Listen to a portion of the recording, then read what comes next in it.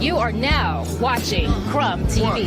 You're watching Crumb TV. This is Prema Osset in Los Angeles, Lamar Park, and you are now watching Crumb TV. You are watching Crumb TV. We're watching Crumb TV. You are now watching Crumb TV. So subscribe. I am the Grand Sheikess, Unity Temple number 80, More Science Temple of America, and you are watching Crumb TV. Yo, this is that kid 179. You're now watching Crumb TV. Crumb TV. You are.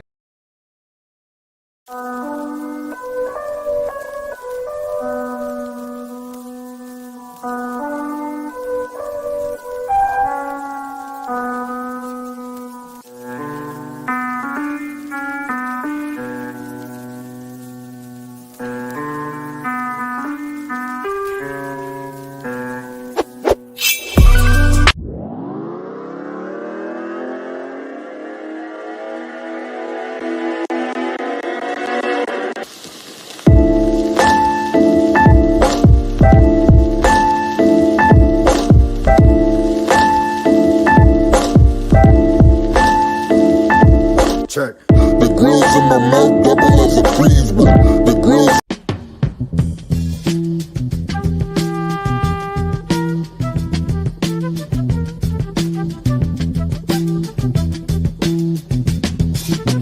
You will not be able to stay home, brother. You will not be able to plug in, turn on, and cop out. You will not be able to lose.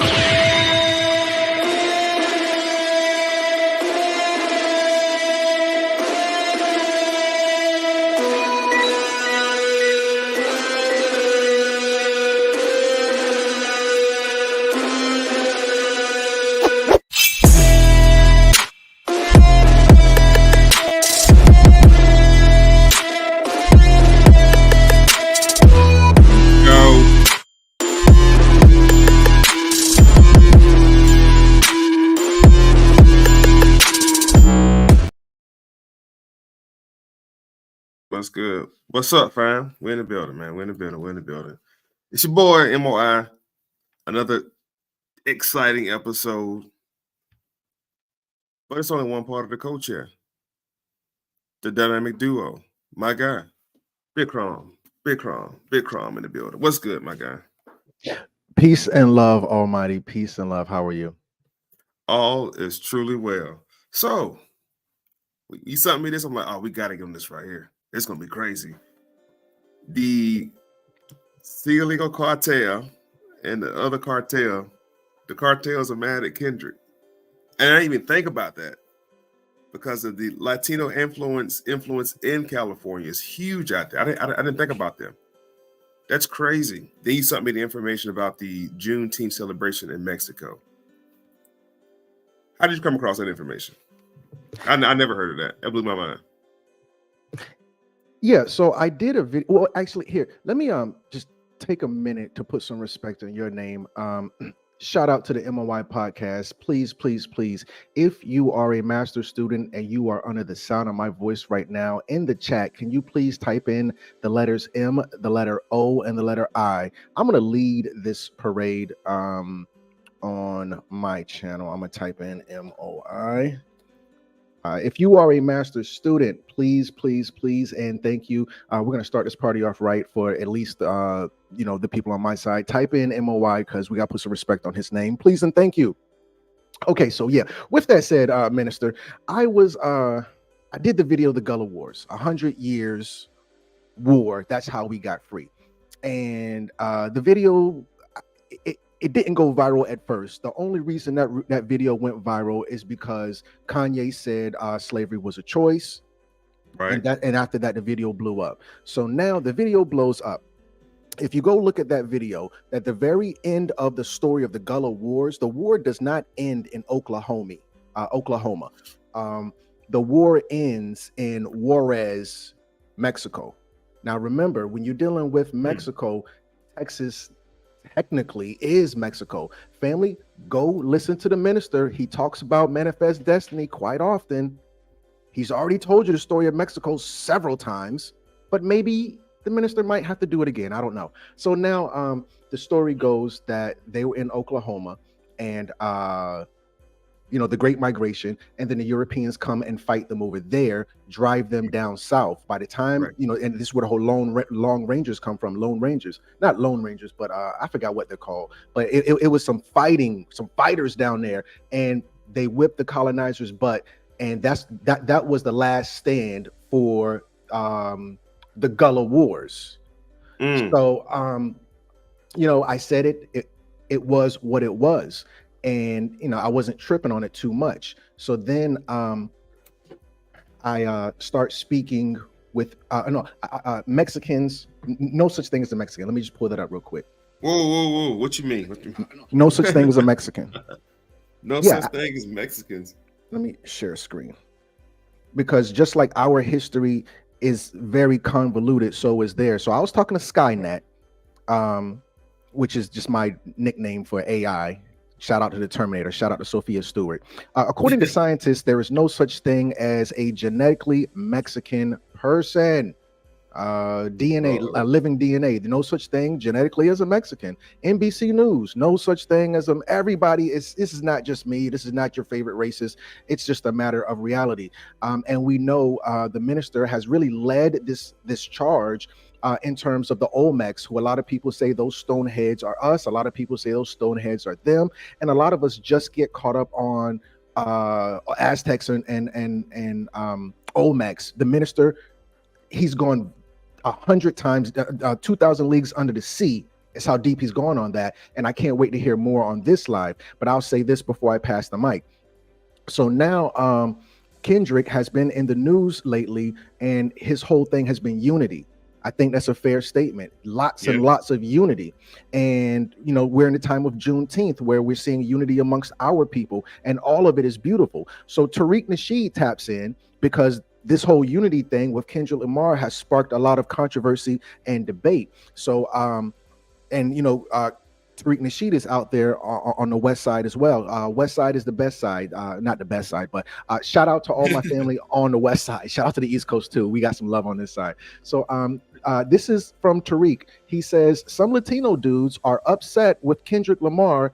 That Kendrick Lamar didn't have any Mexican rappers on stage at his Juneteenth pop-up concert. One of these guys thought Juneteenth was about the Tulsa race massacre.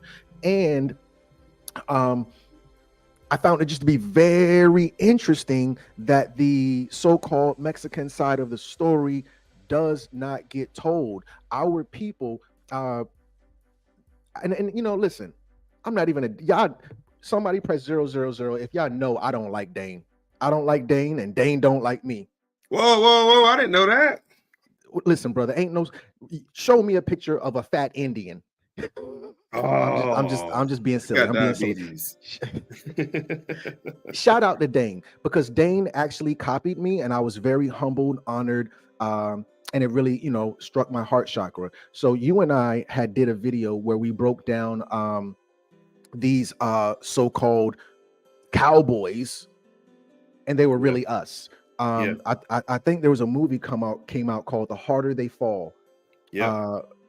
Brought to you by Jay-Z and a couple other people. Had a star-studded cast in there, and we kind of just went into that years before Dane did it. Then Dane finally caught on, and he started talking about it. And this is going to, reveal to you our connection with Mexico. A added connection. Brother, can I take a moment just to breathe and bring on another brother? Do you mind? Please. I want to put some respect on the name of my big brother, Rich Phil, otherwise known as Red Pill, the Red Pillar. Peace and love, good brother. How are you? Well, let's give him a moment to get ready, and once he'll make his grand entrance. So no rush at all. Shout out to Red Pill. But brother, with that said, that was my intro. And even though I knew all of that, I kind of didn't want to say anything about it. So this was the thing that made me reach out to the Minister of Information and say, hey, maybe we should talk about this. Let me share screen and get the minister's thoughts. Well, actually here, it's on YouTube. Let me just go right here. Okay. Hit this link, Minister of Information, because I sent it to him by text this morning. So here it is. Boom. All right, I'm opening that, and I'm gonna share screen now. All right, so check this out, family. So yeah, to the listening audience, this is just kind of an inside, conversation between the minister and I, and now we're just going public with it. I'm gonna mute this for a second and skip this ad. So here is a news article. Juneteenth in Mexico. They go over the whole history. So after they did this, I said to myself, hey, let me see what the minister thinks, because he knows a lot more about this than I do in terms of us being the natives, us being the Olmecs, the Toltecs, and a whole host of others. But I'm a brief. That was pretty much all I had. Of course, this is 20 minutes long, and we haven't heard anything from the minister yet. So I'm kind of more so in the audience at this point. I want to hear what he says about this. For sure. Let me check it out. Yes, sir. Mexican, African, and Seminole culture. Minister, can you hear that? Yeah, I can hear. For us, everything began here. It is a place most people have likely never heard of, much less visited, and one that many have left behind over the years. In the north-central section of the Mexican state of Coahuila, it sits just 115 miles from the Texas border, 450 miles from Houston, and 500 miles from Galveston. A village hours away, yet closely connected to the tradition of Juneteenth. It's interesting. The farther we drive into Mexico through towns like Sabinas and Musquis, the closer we actually get to Black history, which is also Mexican history. That history took KPRC2 to Nacimiento de los Negros, in Spanish, birth of the Blacks. They got here July 12, 1850 to Coahuila. Karina Torralba, who now lives in San Antonio, was born and raised in Nacimiento. Torralba grew up celebrating Juneteenth with the entire village. She's traveled back to Nacimiento to mark the holiday almost every year of her life. Like most people here today, she is an ethnic mix of Mexican, African, and Seminole. My apologies, Minister. I just want to mention right there, when we talk about the Gullah Wars, a lot of times it's going to be misnomered as the Indian Wars or the Seminole Wars. So these are what we call Gullah, but we just know they were us, Black Indians, or whatever you want to call us. But I'm sorry, let me continue. Descendants of the Negros Muskogos, the phrase for Black Seminoles. And if it wasn't for them, we wouldn't have what we have here today. You know, this land, this freedom. So how did they wind up here in Mexico, and whatever caused them to start celebrating Juneteenth? The history of Muskogos is so important here in Mexico because they grew up helping the government when the other groups were harming the land. They started as escaped slaves from South Carolina and Georgia, taken in by the Seminole tribe in Florida in the 1820s. In the following decade, they were forced to Oklahoma, along with several other tribes, during what was known as the Trail of Tears. Although many had intermarried with the Florida Seminoles, because of their noticeably darker skin, they were under constant threat of kidnapping by slave traders. They eventually fled to Texas, then Mexico, where slavery had been abolished in 1829. The government granted them citizenship based on several stipulations. If the Black Seminoles would defend the country's northern border and take Mexican names, they would... Please forgive me. I know it's getting juicy. I just want to kind of do a formal introduction for the good brother, Red Pillar. Peace and love, good brother. How are you? Peace, family. Peace, family. Peace to you and yours, man. Greetings to everybody in the building. Peace to the minister and the master student and your audience. That was some good information mixed in with some great propaganda just now. I was thinking the same thing, bro. You feel me? You see how they cook up a little bit of that Alex Haley slavery and everything that they report. Anytime that we was moving around, we was on the run eating, and that's a whole lie. Ashe. Ashe. Good brother. But this is good information. Shall we continue playing it? And guys, stop me at any point in time, please and thank you. Please continue. Yes, sir. received money, livestock, and tools, plus 70,000 acres of land.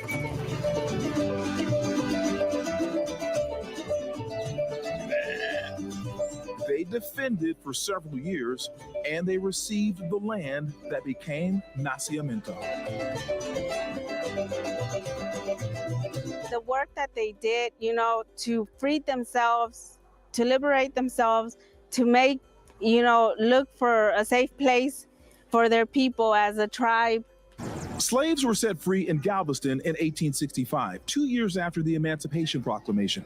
When the news reached Nacimiento a few years later, the people here began celebrating El Día de los Negros, the Day of the Blacks. It was a day to revel in solidarity, but also in relief. The end of slavery in neighboring Texas meant the Muskogos were no longer under threat of being captured and returned to bondage. About 300 people call Nacimiento home today, with others working to make sure the history and connection don't fade. It's real special to me now because my father is now gone. So it's really close to my heart because that's my ancestors, that's my history. Dina Rodriguez's parents were born and raised in Nacimiento. Rodriguez lives in Lubbock, but travels here often to visit and to celebrate Juneteenth, something friends and neighbors find interesting. I want real quick just to point this out. I want to pause it to point this out real quick because Mexico has had a long, hard relationship with so-called white people. Remember that they didn't come to America; they came to Hispaniola. The whole thing with Christopher Colombo and the gang, that was not America. Not the mainland. That was Hispaniola. Before they went north, they went further west. And by the time Mexico got their ish together, their first president, and let me ask the family, press 111 if you did not know, Mexico's first president was one of us. His name was Vincent Guerrero, knew his purpose. He was a man of color, and as a Mexican, I am proud to say he was the first Black president. This is according to one of their PVAMU. I don't know what college or university it is, but this is at the collegiate level. This isn't just some person on WordPress.com. No disrespect to WordPress, but I just want to point it out. He was, by his own account and by his predecessors and contemporaries, a brother. This is the president, not just whatever person. And we have all judged Mexico harshly because you guys, I'm not going to say you guys, but they, the whole thing with Texas. Texas was Mexico. And then, Texas was Mexico. Texas had the whole thing where there was no such thing as slavery over there. And then the Mexicans allowed the colonizers to come in there to kind of establish everything. And that's when everything went wrong. Y'all could have had Mexico to yourself. Y'all could have had Texas to yourself, Mexico, but you let them, the colonizers come in, even after you saw what they were doing in the other states at the time. Gentlemen, anybody? Yes. Please go ahead, bro. No, go ahead. I'll follow. What I want the family to keep in mind, you already know how I get down. We're gonna put it in time and space so we know what era we're talking about. I think a lot of the misnomers and misconceptions for our people is not understanding the time periods, what was going on. So right, let's go to the Alamo. And the Alamo is gonna take place in the 1830s. Mm-hmm. That's prior to 1866 Galveston, Texas, and Juneteenth is way proud of that right there, right? So you have to understand between 1836 and around era 1849, 48, 49, a couple things was happening. This was the Western expansion. Yes. This was the Europeans going out west on what's called Manifest Destiny. But what was the prequel to Manifest Destiny, something called the Treaty of Paris. And the Treaty of Paris was the relinquishment of the other European nations giving up Western lands over to the colonies. So the prequel to Manifest Destiny's stage had already been signed already with the Treaty of Paris. And this comes out of the notion of the American Revolution of going out west. Now, the Western territory is wide open. It's called the Wild Wild West. There's no law, no statutes, no ordinance, no codes. Mm-hmm. They're still doing sundown in the middle of town, shooting it out, trying to establish stuff. Mm-hmm. But the duels. There's a group of individuals who own that property out there. I'm talking about Oklahoma and westward. Bass Reeves becomes an intricate person later in this, but going out west, there were bands of so-called Negro soldiers. They were the mercenaries or federal agents for the Union. They're known as Buffalo Soldiers. And these Buffalo Soldiers, or these black militiamen, had a relationship with those people out west who were known as Indians or Native Americans later. They had a relationship with those people. So to get those people under control and to get them to push back west, they deployed, there you go, told you, American Plain Indians who were fought against, our people were fighting against them. Mm-hmm. But this isn't the first time. When Europe first came over here with Cortez in the 1500s, which we'll get to in a minute, the whole plight of putting tribes against tribes, this was a tribal war.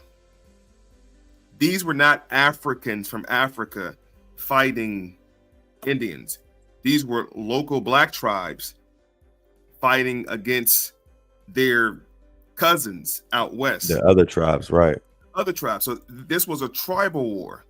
And again, this is the precursor to the Alamo and the precursor to the Western expansion.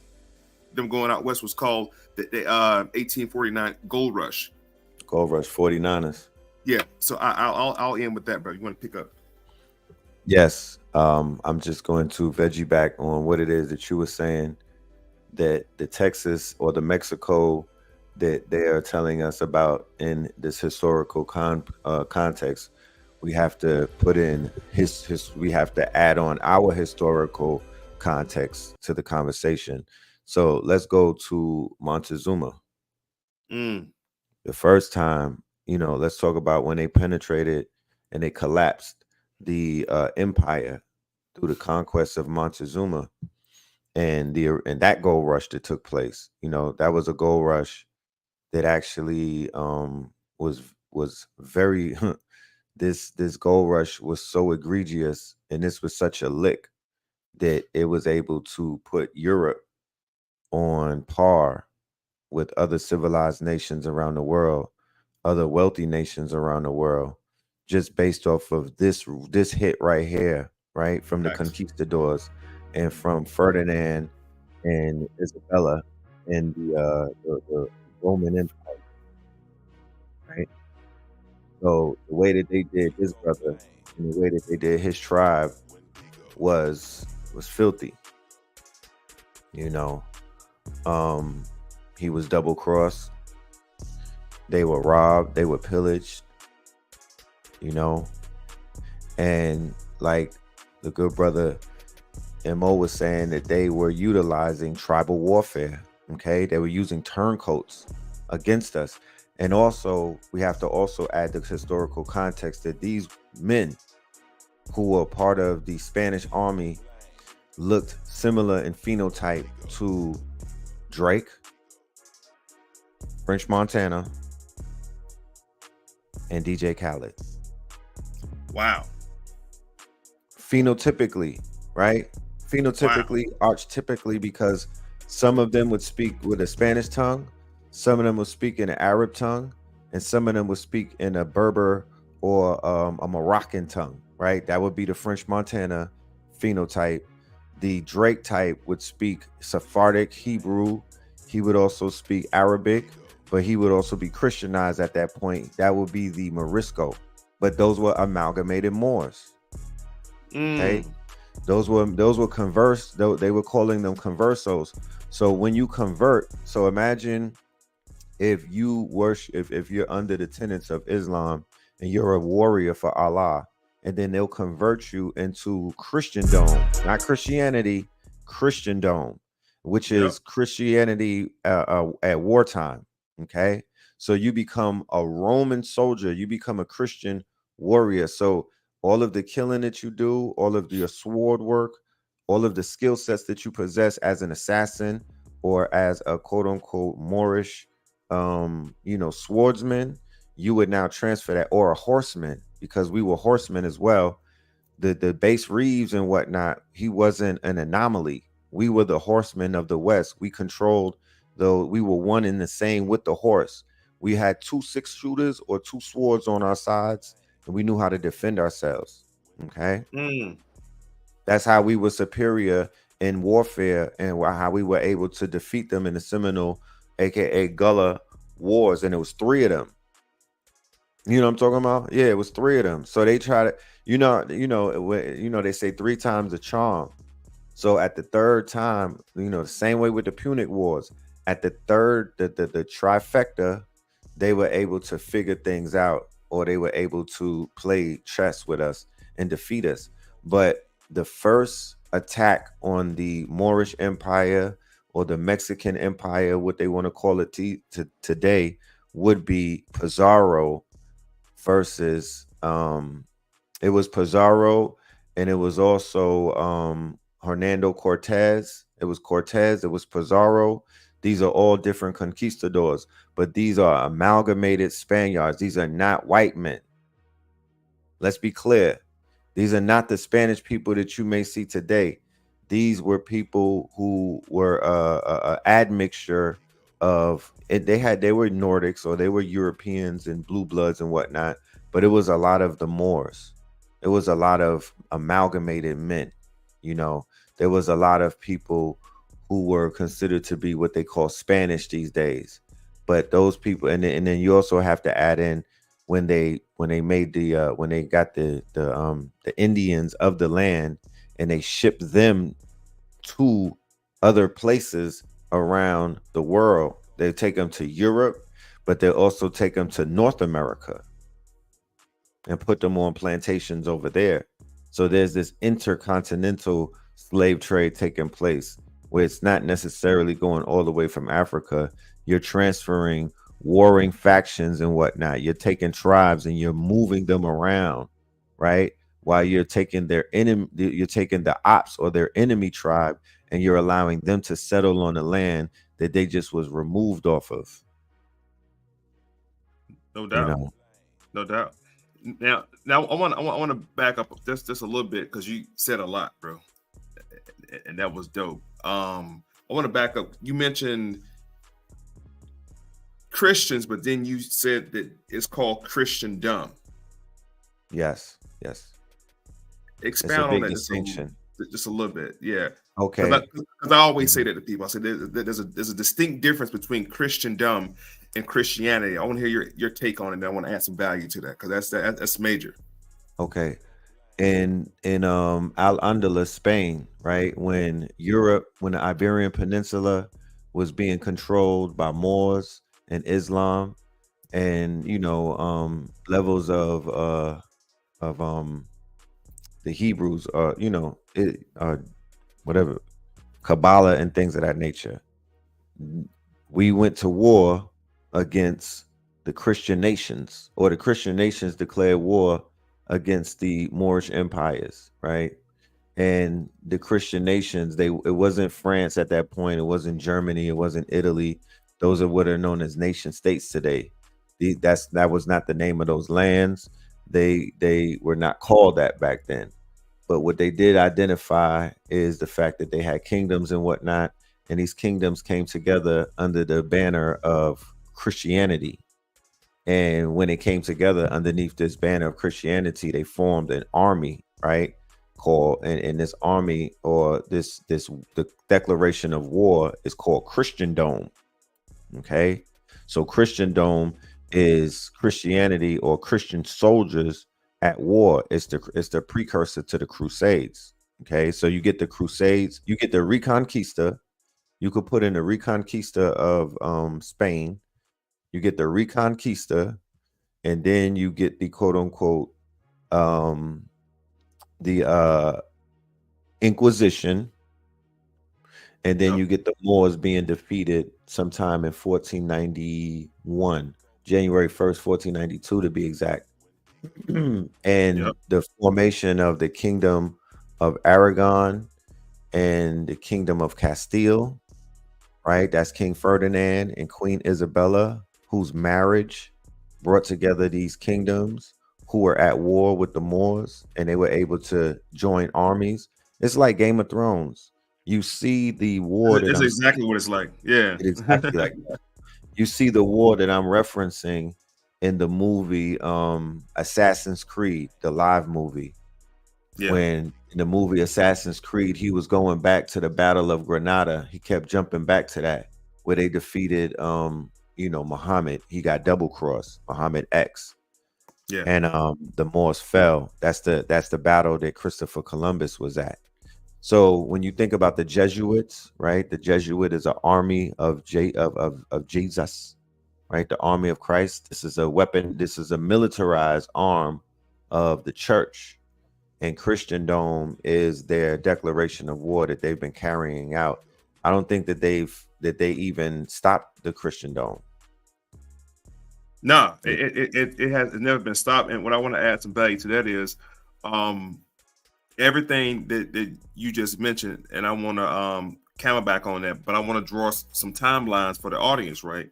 So everything that the brother just said is all wise, right, and exact. When he was mentioning of the Moors in Spain and the Inquisition, which comes after the expulsion of the Moors, not all Moors left Spain. Some stayed and some were converted to and became what's called Moriscos, as he mentioned earlier. That's a Muslim or Mohammedanism convert into this. And the Anglican Church got together.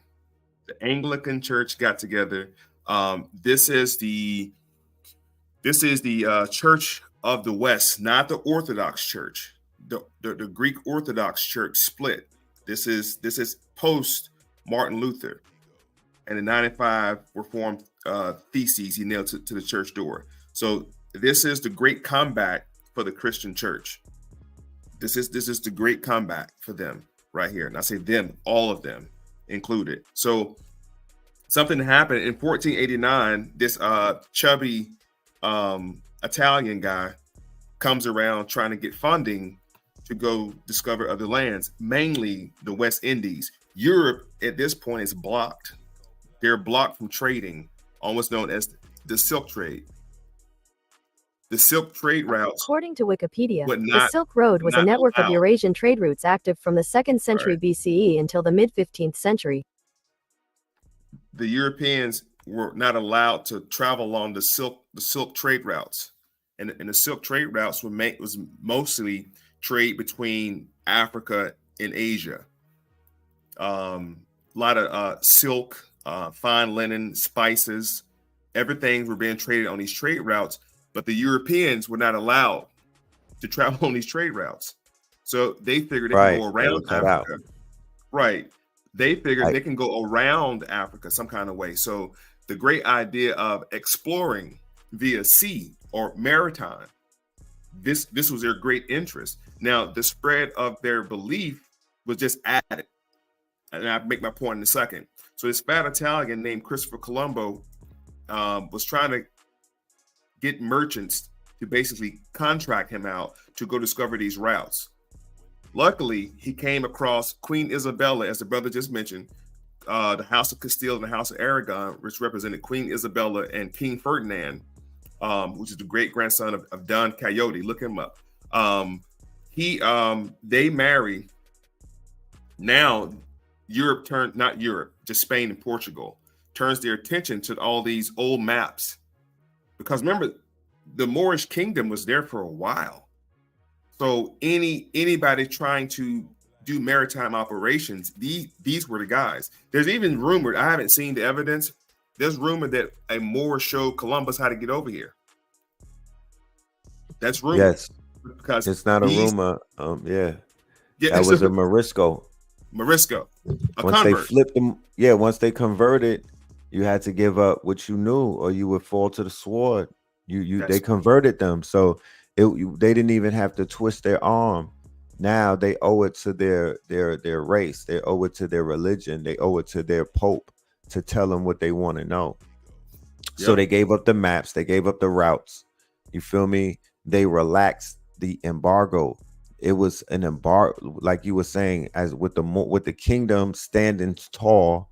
They were able to. They were the sheriffs, and they were able to enforce the embargo on these pale Europeans that they could not leave. They had the Moors set up a wall or a gate to keep them inside, a rope. They were still roping the Europeans off into Europe. They still had it. So when that rope or when that wall fell, when that firewall fell, then the virus spread, and it took place on the water and whatnot. But they literally had them under siege, and they had them embargoed onto that land, onto that barren land, where they could not spread their their whatever they're spreading these days. Let's just say. Yeah.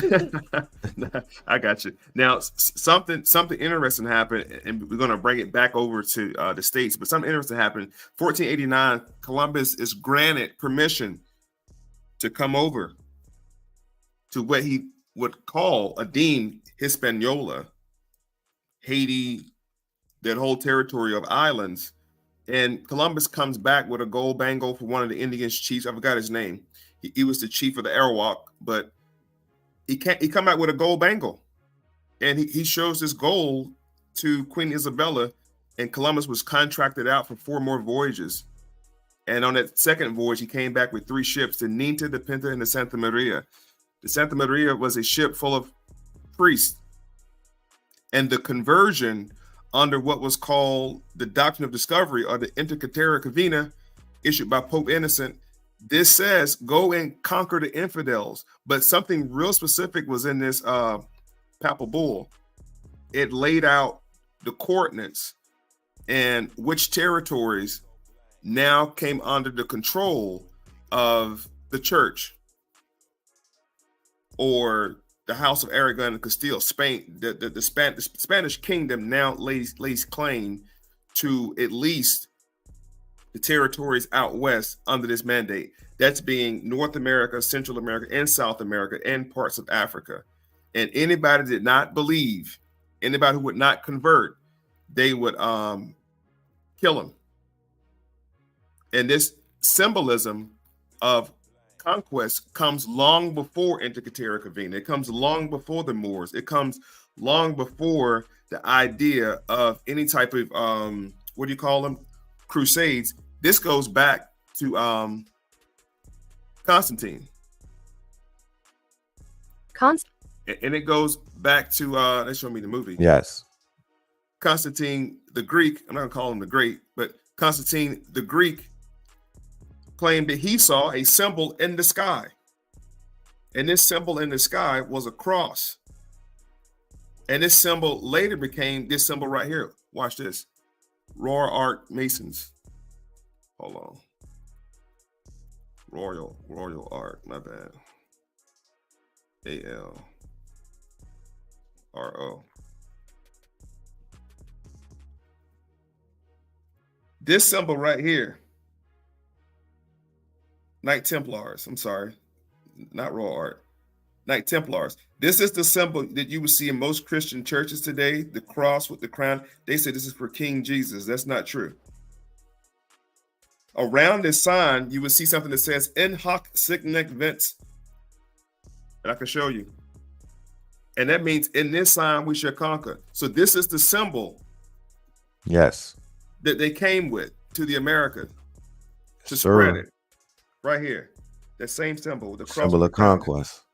Yep. In this sign we shall conquer. This sign comes out of Christianity by way of your boy Constantine said this is what he saw. So this vision, this same, I'm wrapping up with this right here. This same vision came along, Manifest Destiny. This is the same vision. The conquesting from their God, from the European God. All honest to Noble Drew Ali when he said we have to return Christianity and the church back to the Europeans. That was created for their salvation. So from the conquesting of Inca Terra Covina 1493 to 1849, Western expansion, this has been the ideals of all Europeans, that there's a God-given rights to take this land. And I pass the mic. And I agree with you. And if they could get their paws on Mexico, to absorb it into this land, they would most definitely do that. And then when people have all of these preconceived notions of who an alien is, and they take the unmitigated gall to tell people that they can't cross imaginary borders to come back home, and people are telling people who are coming from South America and all places south of the border the right that they have on their land, a land that they, that they don't even really honor. You sound crazy in the eyes of the ancestors, because who are you to tell anybody that is in the continent of the Americas what is theirs? How dare you? How dare you? Those people have more rights than you have to walk on this goddamn land right here in the Americas. It goes back into their bloodline. This whole continent was basically settled by people who look like us. And and people who don't look just like us. And I'm okay with that.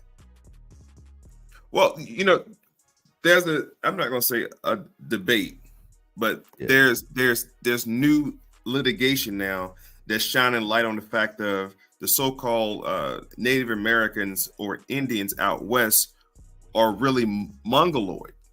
Right. They're not even from here. Right. They come by way of migration versus immigration. Facts. Right. And I never really understood the difference between, definitively I know the difference, but what makes a migrant and an immigrant an immigrant? If they're neither one are from the lands, they kind of wander into the lands and settle themselves there. What makes a difference? And I personally say it's just a plot twist of how media spins it. When they say words of world. Right. That's exactly what it is to me. But we have to understand that these Europeans that came over here a long time ago, they were the first immigrants. Facts. They were the first immigrants.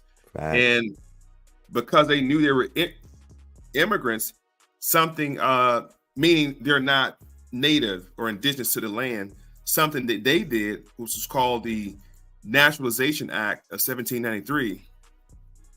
Show you what that was real quick. The Nationality Act of 1790. This was the first law to define eligibility for citizens made by naturalization, established the standards to proceed by which immigrants become U.S. citizens. This applied to Europeans. Facts. This is how they somewhat nationalized themselves, because they weren't from here. Only individuals who are indigenously from an area are nationalized. They are the nationals of that particular territory. Europeans naturalized themselves to the land under certain acts, codes, ordinances, and municipalities. So this is how they did it. And we can go back into the 1600s and deal with John Smith and Pocahontas, because that was a intermarriage bloodline to get the Europeans into the land also. And they show that in Killers of the Flowers Moon with the Osage tribe and a family called the Drummonds. And they gave us Philip Drummond from the TV show Different Strokes, who was a white millionaire raising black babies. But it's the Drummond family. And Philip Drummond, right? Philip Drummond was a millionaire on Different Strokes. And he made black kids want to be adopted by a sugar daddy and whatnot. That's what Philip Drummond was. He was God. But when you look at the Puller Drummond family and Osage and Osage killers, right? So the same land, which is a few miles away from what we knew as Black Wall Street, right? Put Osage, OSAGE. OSA. Yeah, GE, and then Killers Flower Moon. Right? So there's a whole family that's responsible for knocking off, right? These these oil rich families, right? Hold on. These Indians were Hold on. millionaires.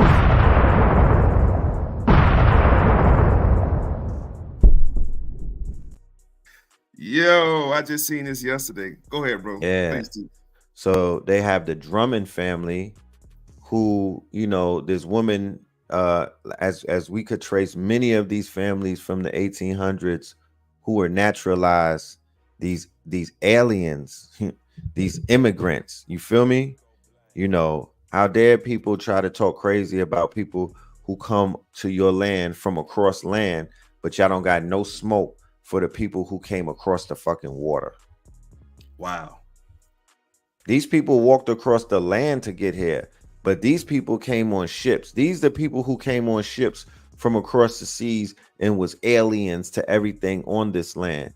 And they committed over 100 murders of the Indians, who were the tribe called the Osage tribe. But this was all about marrying into the tribe in order to acquire the rights to the land, and then killing off the wives, right? Killing off the spouse, and then taking the ownership of the land, and then getting an inheritance, taking the birthright and the inheritance. $5 Indians is deeper than that five, though. These people were out here. You talk about serial murder. This is who the serial murder. That's why they do. That's why where you see serial murders is usually on Indian land. First of all of the states where the serial murders was going crazy, you could trace that back to where the tribes used to live. They started serial murders when they started these correction schools, and they were taking these Indians and flipping them and whatnot, and making them conversos or making them moriscos, breaking them, right? But that's when this whole rise of serial murders and serial rapists were taking place in the America. But it really goes all the way back to when they were human trafficking, and they call it slavery. But the bodies were insured, but they were still out there, committing acts of serial violence. That's fucking crazy. Mind blown. Yes. Mind blown. Now, and that perversion of that mental state also affected us. Like, I'm 41. I can remember growing up watching Cowboys and Indians, and for whatever reason, bro, we was rooting for the fucking Cowboys. The way that the Hollywood painted it, they made the Indians the ops, and we didn't know no better. Right. So we in so many ways we were conjuring and chanting down our legacies every Saturday afternoon, because that's what they were giving us, spaghetti westerns and whatnot. So spaghetti western, the small hats, or the ones who double crossed the Sephardics, the other tribe of they double crossed them, and they took them over. They went into Hollywood. These are the builders of the image in Hollywood. They got in bed with the white Anglo-Saxon Protestants of Hollywood, of America, and they funded Hollywood. The documentary is called Empire of Their Own. It's a book and it's a documentary. It lays out the history of Hollywood. Fast forward to where we're at today with Hollywood. We all know beyond a reasonable doubt that the CIA is Hollywood. They have offices in Hollywood. They're in bed together. Okay. So they were granted, this group of people, these immigrants, these aliens, were granted white status, because white is a status, y'all. It's almost like having credit. White is the color-coded version of credit. Before they came out with credit, you were just going to say, hey, these guys are white. You're going to get a new house like that. You're going to get a better car like that. They did that with the Irish. They did that with the Italians. And they did that with the Jews.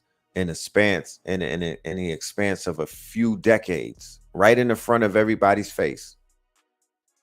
You got the Whiggamore Party, and you have all of these things. So white as a status. So they were granted the status of white after they did the spaghetti westerns, which was able to reconstruct the whole history of the West and give you Tonto and these $5 Indians playing Indian. It was Indians in whiteface. Damn. It was Indians in whiteface. Indians in whiteface. Facts. And then they put blackface. Remember, they were portraying us, Al Johnson with the jazz singer, and these same hook-nosed people, these same individuals, they are known as the identity stealers. So this is what they were doing. They were stealing identities on all levels. You know? Crazy. Fucking crazy. So now, what I want to, my fucking mind blown, like, damn, I didn't even think about all that. And everything you're saying is all wise, right, and exact. I want to take it back just a little bit further, though, for the listening audience real quick. And then we're going to jump forward to the future. But y'all already know I like to walk back through history. So let's go back to a time period known as Mesoamerica. Yes. Okay. And you guys already know, please take notes. Don't believe a word I say. I'm not here to convince or persuade any of y'all. This is just information.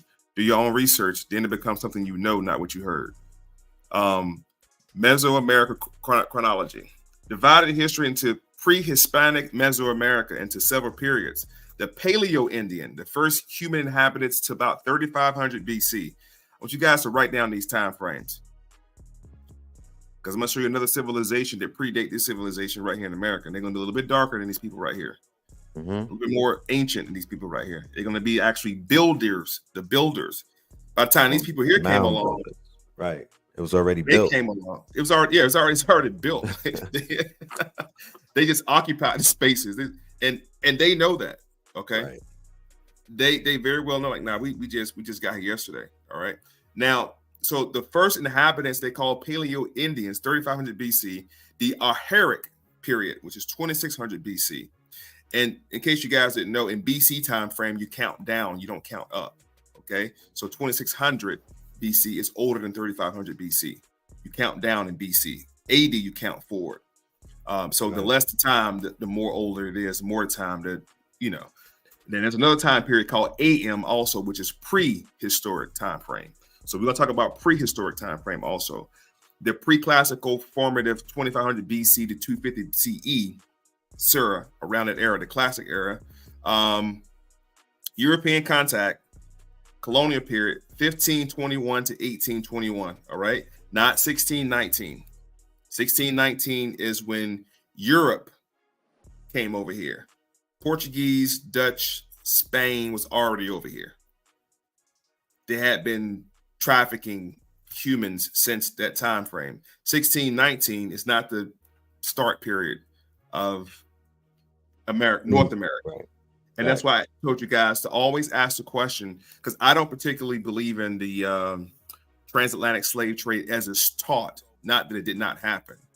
You have to ask the question, what time period did they bring them over here, and what were they doing when they got here, and where did they take them to? Because no African came out of Africa to North America in a time period prior to 1619, unless it was by way of the Spaniards or the Portuguese. That's how that happened. Okay, so this is the time period known as the Arharic time period, and there's another culture. So these are Paleo Indians, they call them. Period of era that's Spain from the first sign of human presence in the region, which many believe to have happened during what's called the Bering Land Bridge. See, the Bering Land Bridge is when the Mongoloids, the Mongolians walked over. Right, the Khans and all of them came over, and they were traversing, the world at that point, conquering. Pretty much. And there's a tribe called the Ming Dynasty, M-I-E-G-N, the Ming Dynasty, by way of Hoshen. That's one way they came over here. They're saying this happened between 10,000 and 8,000 BC. That's the only time frame they have that they came over here. There's no other time frame. But there are people already here, as I was already stating, right? So, of course, we understand the Olmec. Olmec civilization developed and flourished at such sites as La Venta, San Lorenzo, eventually succeeding the Ipa Olmec culture 300 to 250 BC. People were already here. When these people up here got here, these pre-Hispanic Mesoamerican people got here, civilizations had already been thriving and flourishing here already. So we can't make the mistake of saying in this narrative, this Juneteenth narrative, that those escaped so-called slaves who were just tribal came into Mexico for the first time. That became the apex culture of what they call Afro-Latina. No, it started Afro, it started Afro-Latina. It's always been Afro everything. And we can look off the coast of real quick. Look off the coast of Mexico, Peloponnesian Islands. We can look off the coast of, Micronesian Islands. Look off the coast of California, because that's what it is. Off the coast of California, there's a whole region of so-called Negroes. Again, the way they lay the maps out would have you think that's not the case. See, all this right here, Papua New Guinea, the Micronesia, it's tiny islands you can't even see. Hawaii's right here. You guys can see that.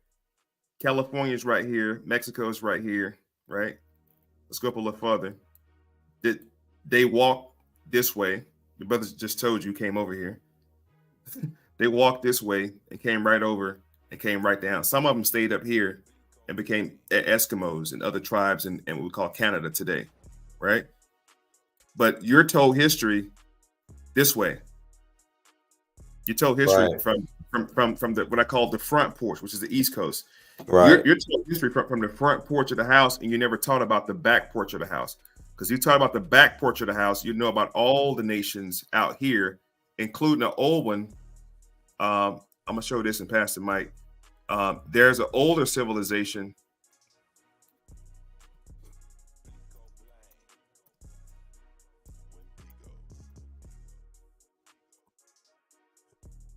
Off the back door of California, also known as the land of Mu. Yes, sir. Now we talk about the land. Now, everybody can talk about the Olmec. Nobody really can tell you where they come from, necessarily. The island of Mu, off the back porch of California, the remnants of the island of Mu are the Peloponnesian Islands, the Micronesian Islands, parts of Hawaii, so on and so forth. This is an older civilization that even predates the Olmec that pretty much ruled what we call today Mexico, Central America. I just wanted to put that out there. Can you click on that that says the demonic paradise? Right there, the green next to it. Right here? Yeah. Hold on, let me bring it up on the screen.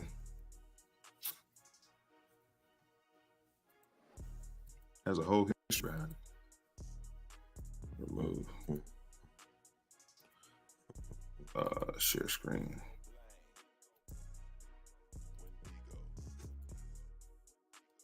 All right, there we go. Yeah.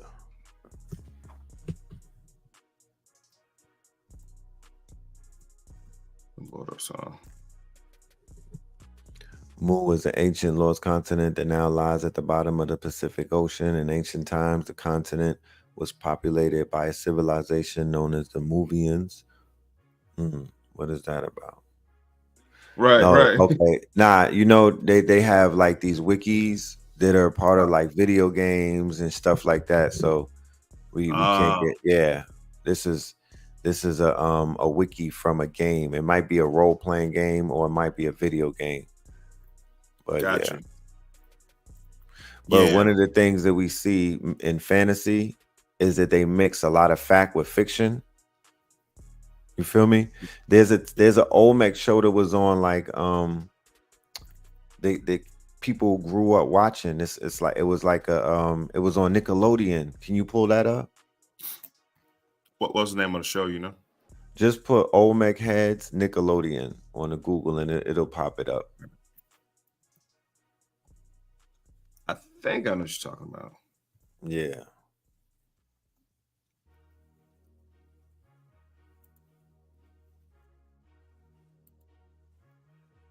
Yeah, there you go. Legends of the Hidden Temple. Oh man, you are right. I never thought about that.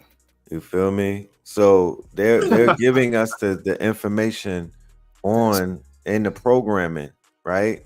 But they won't put no black babies in front of them Olmec heads. You feel me? They're just gonna give it to you through cartoons. Like they gave us, in Thundercats, they gave you Mum-Ra and whatnot, who was a mummy. Oh man, I went in on Mum-Ra. Yes, oh, you went in on Mum-Ra was deep, bro. It had a lot. Listen, what I tell people, Mum-Ra was actually just an avatar, avatar entity that was empowered. I think by the 5 of the 7 energies around him, but the 5 or 7 energies around him were all animal deities that represent certain chambers, right? And the Kundalini snake on his chest would rise up, and he would get real big, and he would get beefed up, right? He would get the big supercharged. Negroid nose. Get the big ass Negroid nose. I said, that's a black man.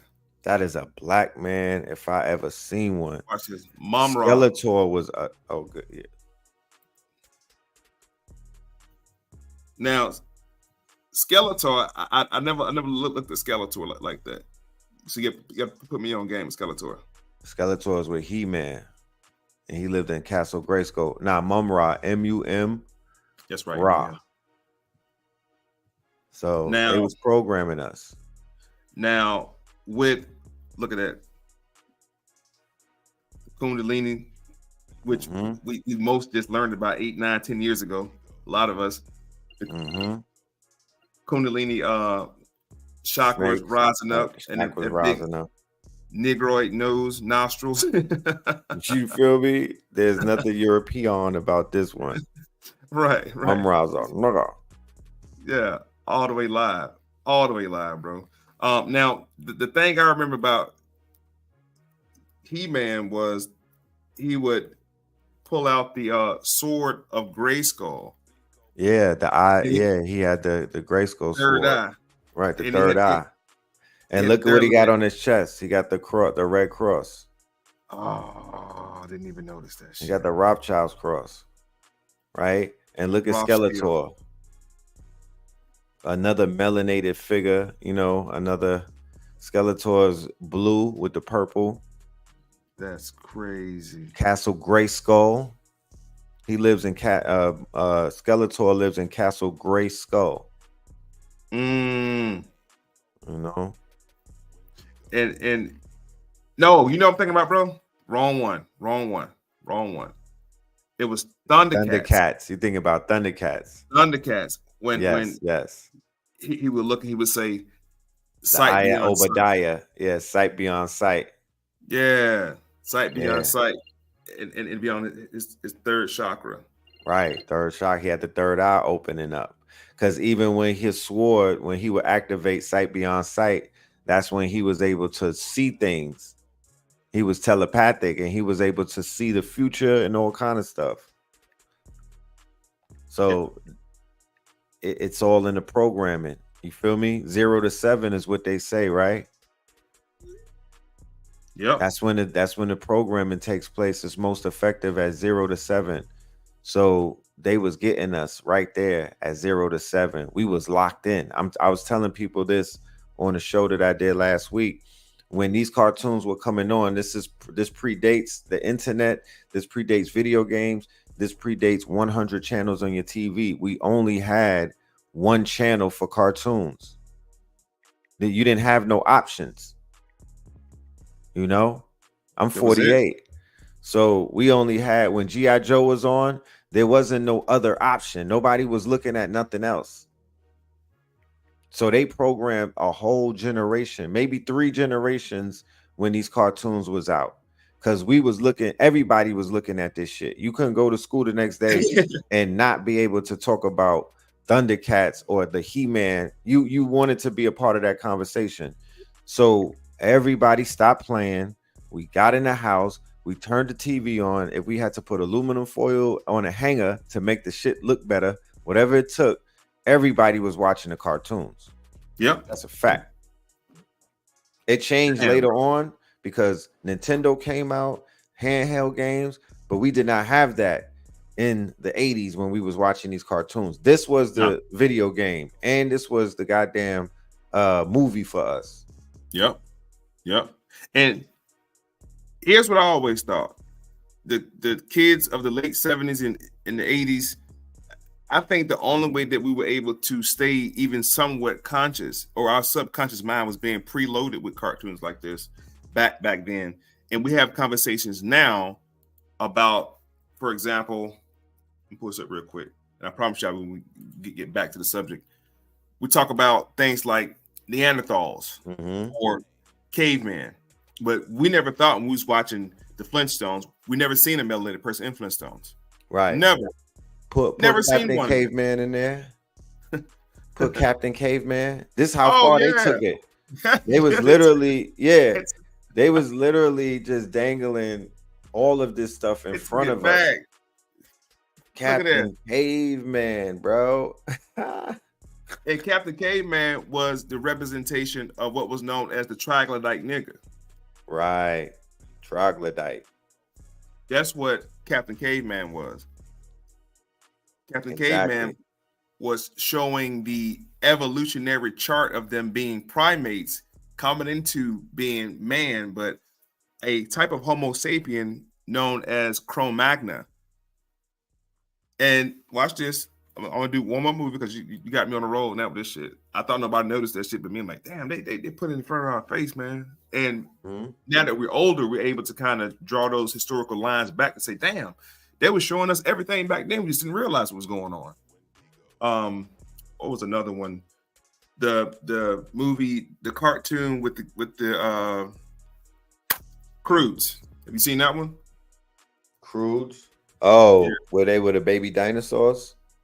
Nah, I'm gonna show you right quick. Oh, they were the Croods, where they were cave people, right? Yeah, living in caves again, showing you that the fact. And there's a quote somewhere. Honorable Elijah Muhammad said that if you looked in the cave, talking about the dogs, you looked in the cave and you seen 3 of them were dogs.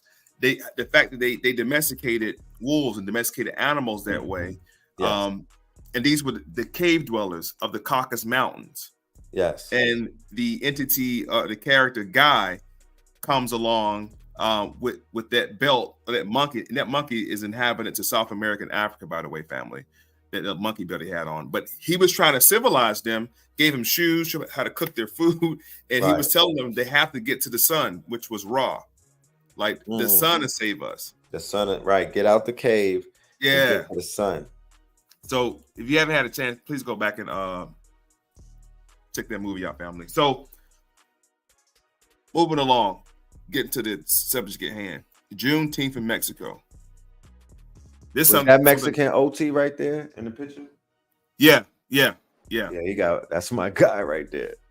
Yeah, I got a picture of him and Kendrick on the flyer. And I'm gonna tell you for good reason. Crumb also let me know that the Latino community or the Mexican community supposedly is upset with Kendrick. Yes. Because they weren't invited to participate. They wanted Right. Do they have space? Let me ask you this question. Do they have space to even be upset? Yes and no.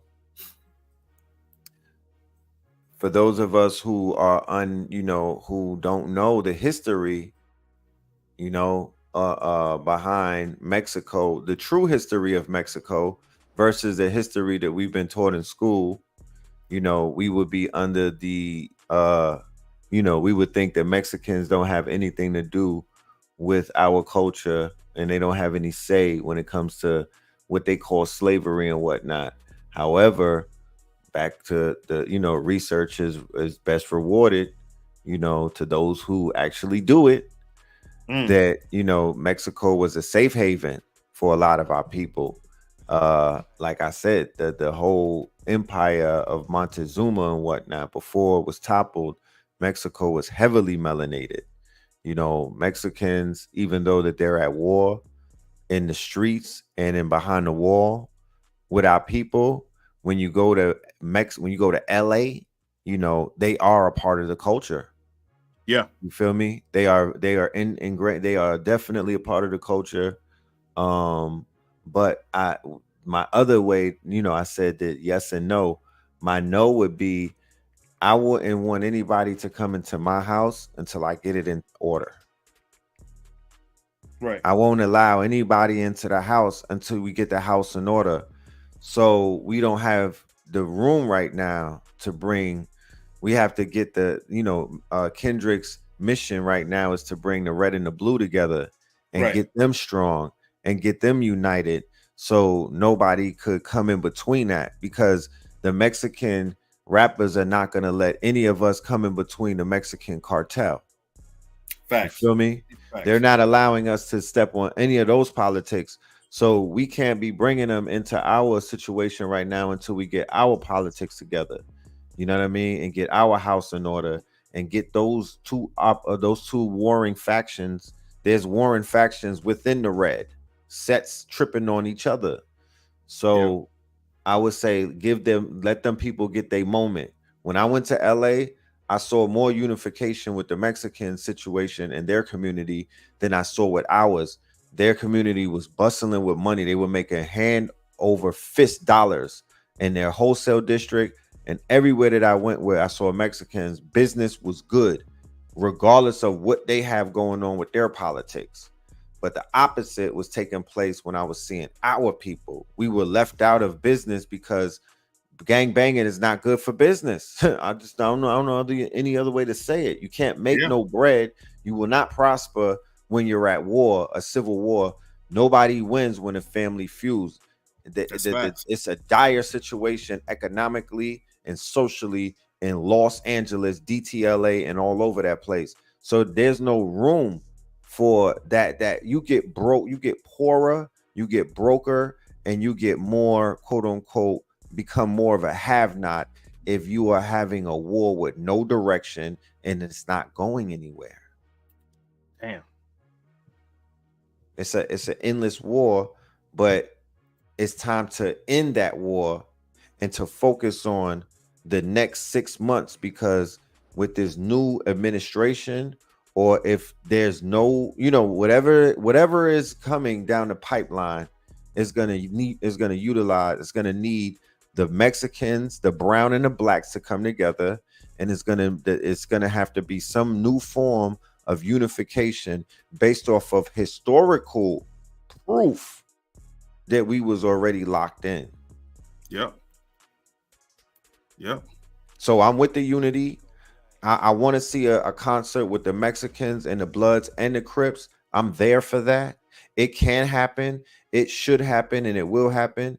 And for the people behind the wall and whatnot, I would love to see them put their blades down and practice some type of cohesiveness and whatnot moving forward. But I'm a well-wisher. Facts. I didn't really see space for any other group of individuals to get upset, because like you said, we have to sweep around our own front door first before we worry about anybody else. And I do think that the statistics already put out by the year, I think it's like 2095 or some shit like that, most of North America will be 60, if not 70% black and brown folks. I think we're at like 40% right now, totality. And that kind of scares the Caucasian population. But the Caucasian population, and in the words of God rest her soul, Dr. Cress Welsing, she called it as a genetic annihilation. And I think this is something that's been in the top of Europeans' list for a long time. They've been known for a long time that their days are numbered. So leveraging the brown folks against the black folks is the next plot. Again, going back to those wars where they were put one tribe up against another tribe, promising them something of power, which is an illusion. But this same thing is starting to happen in the black community. But I think the black community has way more power than we know we have. Way more spending power, buying power, just trending power. Period. Right. We turn our hats backwards. The rest of the world turn their hats backwards too. Whatever we do, they're doing it. It's just going to take a whole lot of education for our people to understand where we are and where we got to get to. Now, when I look around Gwinnett County in Georgia and Fulton County, other counties, I'm just out driving. These brown folks, hand over fist, are outworking us. Right. Hand over fist, they're outworking us. They're putting up subdivisions by themselves. I seen a guy the other day put up a whole fence by himself, a huge fence in 2 days. Landscaping. That the agricultural roles are starting to switch now. In Atlanta, there's a lot more Black wealth throughout the Southeast. Atlanta is number 10 in the country as a city, not as a state. Right. More Black wealth. So I think the roles are reversing to the fact that we are now acquiring wealth. We're now understanding the importance of acquiring wealth, and these brown folks are now on the come up as we were back in, say, 76 or 89. Right. It's like 1989, 88 for them, and we're in a position now of power to say we're in a position of economic power. And I don't think the brown folks are in a position of economic power yet, but they will be. They definitely will be there soon. So going back to the original question, I just think that was a time for us to come together.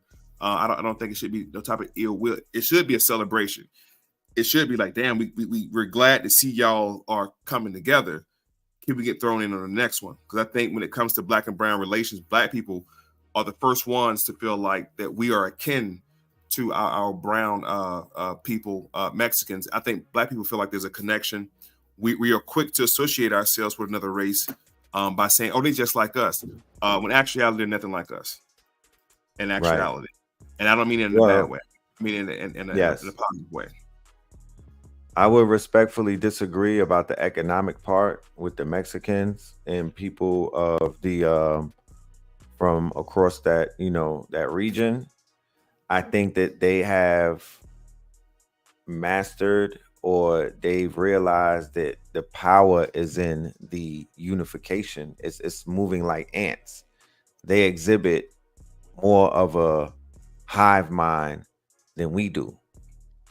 They exhibit more of a collective than we do in terms of economic moves and whatnot. They're not learning from us. You feel me?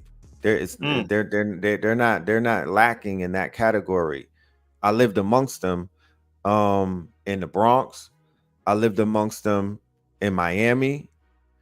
And I lived amongst them when I was in the West Coast, right? So I paid attention I went to the wholesale district right there in Los Angeles, right outside of Little Tokyo or Little Korea, right? And they was moving weight in terms of, product, you know what I mean? Fabric, apparel. They had the stores that were selling all of the jars and the turkey bags and all of the poly bags for the THC, the legal THC that you see everybody with these rapper weed and all of that and stuff. They were the ones. Mm-hmm. I don't mean to cut your wisdom, but first, you're talking 3 different groups of Latino community. You said New York, Miami, West Coast. There's 3 different totally groups. You're talking about Puerto Ricans and mostly Dominicans, Islanders who have never been in competition when it comes to a dollar amount in America with no other race. Not saying they're poor, but there's just not running conversations. The folks in Miami, I assume same Dominican, Panamanian, Cuban, sort of Cubans have never been in the conversation in American economics ever. However, you might have saw more enterprise happening because you're naming enterprise.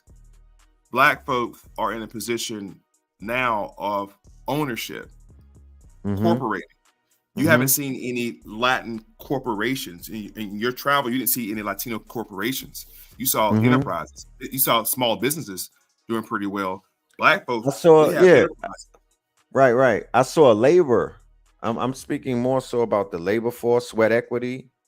And you know, I'm speaking about the fact that I brought 3 different ones up because those are the ones that they're counting them when they add up and say that the Hispanic population is doing this and doing that, and they're projected to make this and they're projected to make that.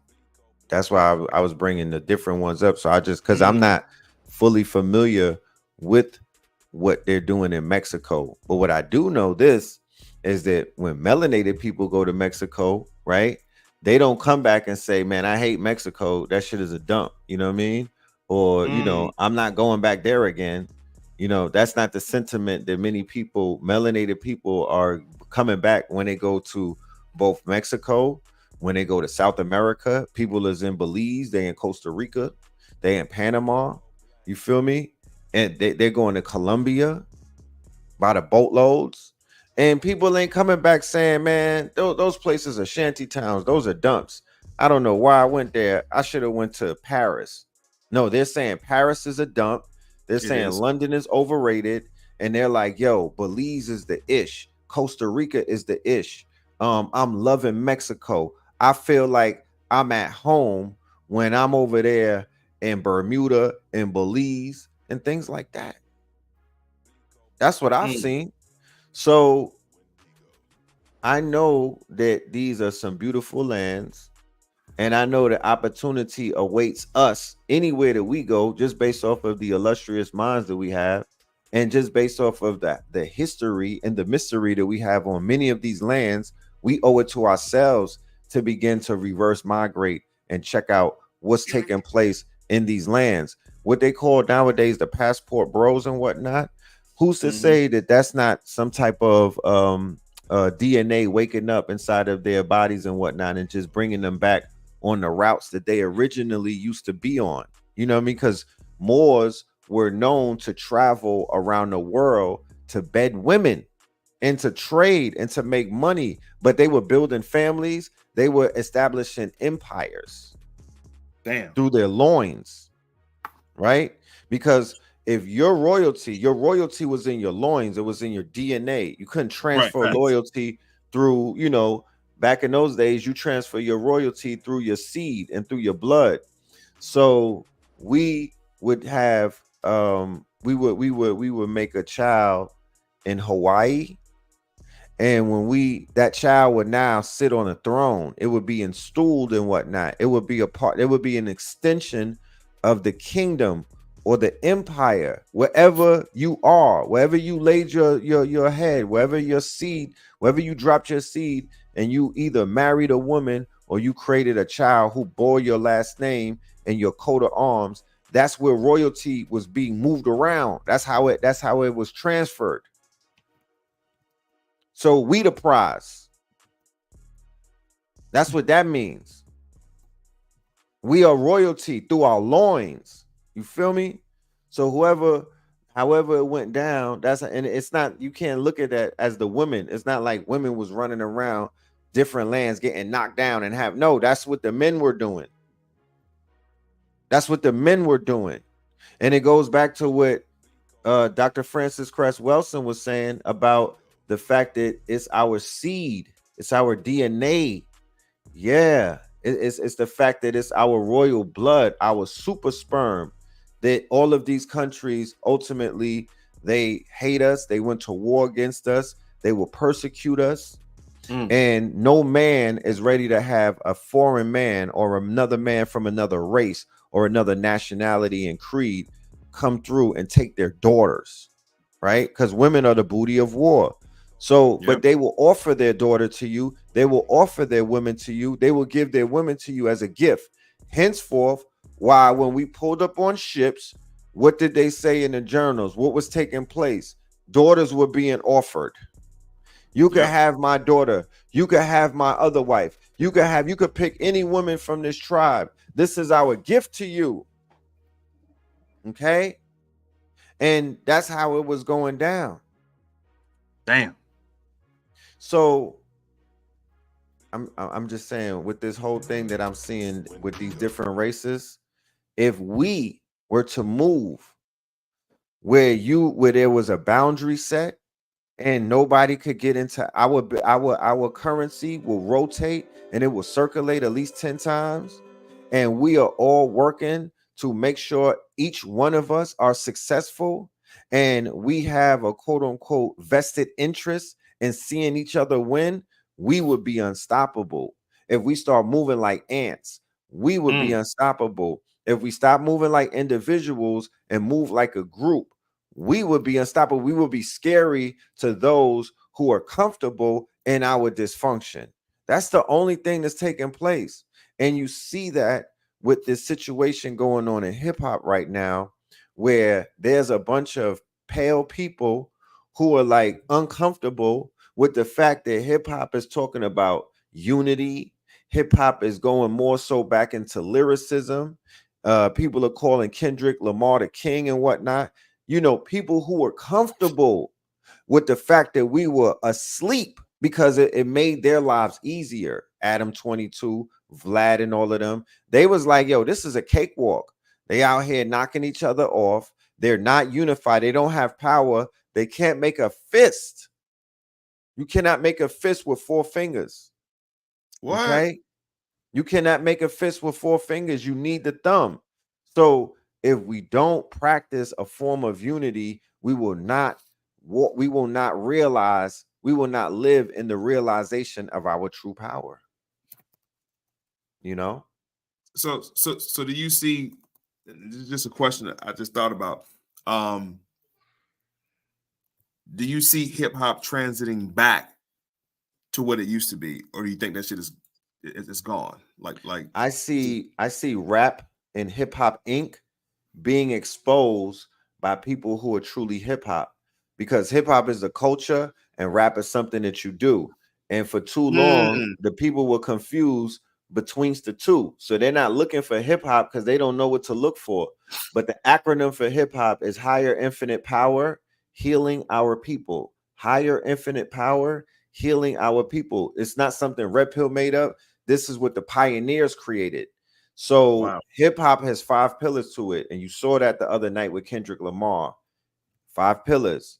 Master of ceremony. He mastered the stage. He mastered the ceremony. And he even showed people there's a difference between rappers and MCs, because them niggas that came out first was rappers. They was rapping over their lyrics, bro. They did not have a stage show. They were not performing. They were just rapping, right? Wow. So hip hop is something that you live. When he came out, he showed you that there's a stark difference between a rapper and a hip hop artist. He's an artist. He's a performer. He has a stage show. He has breath control. He knows his lyrics. You understand? The fucking camera was working with him. He had the pyrotechnics and everything. He is an artist. So the artistry is coming back. 5 pillars, and I'm gonna leave it at that. The first pillar is MC, right? Bring back the masters of ceremony. The second pillar is DJ. DJs have to break new artists. They have to get back to breaking new artists and be a fucking DJ, right? The third one is dance. Any of the dances that you're seeing, whether it's the TikTok dances, the break dances, that's all us. The blood walk and the crip walk, that's all hip hop, right? It's all hip. I promise you right now, if you could crip walk, you could go to China and make a bag right now. You could go to Japan and make a bag right now. You could go to Sri Lanka, because this is a global culture. You could go anywhere where they want to learn how to do that dance to that song, They Not Like Us, and get a bag. Remember, cultural exchange. Ye are rich. Our culture is rich. These niggas is out here poor and whatnot because they not tapping into the culture. And the culture got taken over by corporations. It got sold out by zesty ankle grabbers like Russell. What's the name? Russell Simmons, P. Diddy. Russell Simmons? Yeah, of course. Def Comedy Jam? Staying late, yes, bro. Come on now. Russell Simmons, Andre Harrell, all of these dudes who were funny guys and whatnot, who was laying up with these hook nose, they the ones who sold it out. They the help. Okay? They the help. You know, they put his name around it. I feel like they learned from some of the best, though. But they didn't teach nobody nothing. So you learn from the best how to jerk the people. You learn from the people who jerked you how to keep jerking niggas. You know what I'm saying? They did not help anybody. They consistently drove young black men and women into these slavery deals, into this predatory, this goddamn this racketeering operation where they're robbing people for their likenesses, for their intellectual property. All of the rappers are broke. All of the rappers are struggling. All of the rappers is in bad contracts. These ain't no good businessmen. You feel me? These are gatekeepers. That's who you're looking at. Gatekeepers. And they deputize them. And that's what the boule is, the gatekeepers. They deputize these men. These are black Romans winning Rome. These niggas are moving like Romans. These are the boule. These are the quote unquote guard dogs at the gate. But not only do they guard the gate, but they destroy the talented amongst us. They eat them alive. They buck break. They destroy. They quote unquote exploit. They traffic. They put on drugs and they kill. They knock niggas off. Please believe me. These people that's why you can't get to a certain height in any of these industries without going through one of these people, because they are set up by their owners, by their bosses, by their quote unquote father types, right? Their zaddies and whatnot. They set them up to guard the gate so nobody can get through and become bigger than the program. You know what I mean? That's just what P. Diddy was. He was guarding the gate. Not anymore. Well, somebody else is now. They're not going to leave the gate unguarded. Right. I truly believe that. I believe that back when Monique was having that conversation with Steve Harvey and was letting him know, like, bro, like, what the fuck? And then finally Cat came out and said what he said. So we definitely know that there's some gatekeepers out there in our society. Definitely in every industry. Now, and it's more than one of them. Hell yeah, it is. The boule structure, because I'm more familiar with the Masonic side of everything, and that same idealism of controlling and not really helping the community. Because when I was involved in the Masonic order for, I don't know, 8, 9, almost 10 something years, I never seen the community that we was in. I never seen the community, I don't know, come together or look different. We never talked about how we could lobby things into position to help the community. We never talked about real estate. We never talked about nationality. Right. There's so many things not talked about in those groups and societies that we should be talking about. And they seem to be much like the Black church. They're put there as strongholds, as gatekeepers, smaller gatekeepers to keep the community confused, disillusioned, and just out of the real conversations we need to be having. It's in my personal opinion. And mine too. Is what I believe. Too. They use them as informants. You feel me? They keep tabs on people, and they will spot the Messiah, and they will inform whoever they're working for or whatever rank and file they subscribe to about who the Messiah is. That is their job, right? And it's almost like these organizations, because if any organization is set up and they got more than 10 people that's active and they're working and whatnot, and they don't have no type of economic system set up, don't have 100 people, God damn it, don't have 1,000 people, Lord forbid you got 10,000 people. Astaghfirullah, if you had 100,000 people and those people have to wake up and punch a clock to the same enemy that you spending all Sunday pointing out and whatnot, and people got to wake up and punch a clock and call a European, an illegal immigrant, their boss, then something is going on in your organization where you're not functioning in a healthy manner to free your people from slavery. You know what I'm talking about? You are compromised, because any organization that's gathering more than 1,000 men, y'all should, you don't have to work in these days and times. You could be working for everything except the goddamn beast. You could be working on building out whatever. Y'all could be teaching online. You could be working on apparel and merch. There's 30 different income streams that you could just make with one piece of content. Do you know that? Wow. Just there's 30 income streams off of one piece of content. This show right here, I could spread it 30 different ways. So how don't these organizations have any type of economic structures? How don't these organizations, work on media? Where's the newspapers at? Where's all of that at? Where's the information at? You gotta be a member. You gotta be a member. So it's all member based. Information. Right. Yeah. So once again, we're dealing with secret societies. Okay. The same way that we had grandparents that were in the Elks Club and whatnot. They was out there with Ralph Cramden and shit. Yep. You feel me? Hiding out, hiding the information from us. Like, God damn it, I thought I was family. But you family with one of your uncles or one of your or the grandfather. He's a mason, he's a master mason, and they just seeing people out here struggling, but nobody is trying to help anybody. That's not a real organization. That's set up by some people. You know how they have that hustle with the NGOs, and they got that hustle with the non-for-profits where you got to tell them people everything that you're doing. You literally got to give them your whole business plan to get a few dollars from them. Yep. Yeah, it's a hustle. It's a racket. So these people is out here racketeering. And they got upset when this YouTube. Oh, go ahead.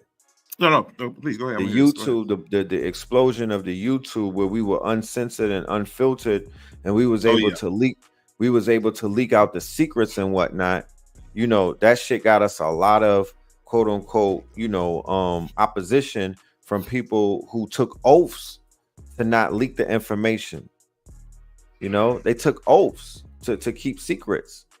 But we was on YouTube putting that shit out there like it was nothing, and leaking the information. So now they have to take new approaches in the lodge, in the organizations and whatnot. They got to teach harder now because their students started leaving by the boatloads. They had to readjust. Them niggas had to pivot. You feel me? They had to pivot real quick. So the truth will set you free, and that's the only thing. The truth is the program, and nobody is bigger than it, God. None of we live in the age of personality worship, and this is a new era that we're in, where you could go live and talk to thousands of people in real time. I get it, but it don't take away the fact that the truth is the truth, and nobody is bigger than the program, and we serve the program. It's bigger than us. When Red Pill is gone, the truth is still going to get put out. You feel me? It's still going to find a way to make it to the people who are asking for it. Yeah. So we're just answering the calls of people who we care for, and we put it all on the line to make sure that this information grows wings and reaches the people that it needs to reach. Bottom line. Facts. Couldn't have said it better myself. Hey, listen, family, we up in here, man. We got a little bit more time to go. I want to pivot the show a little bit and ask you questions. A couple questions, so we can build some more context. What is your thought on Juneteenth? Because it just passed. Should it be a celebrated holiday, or just like, what the fuck?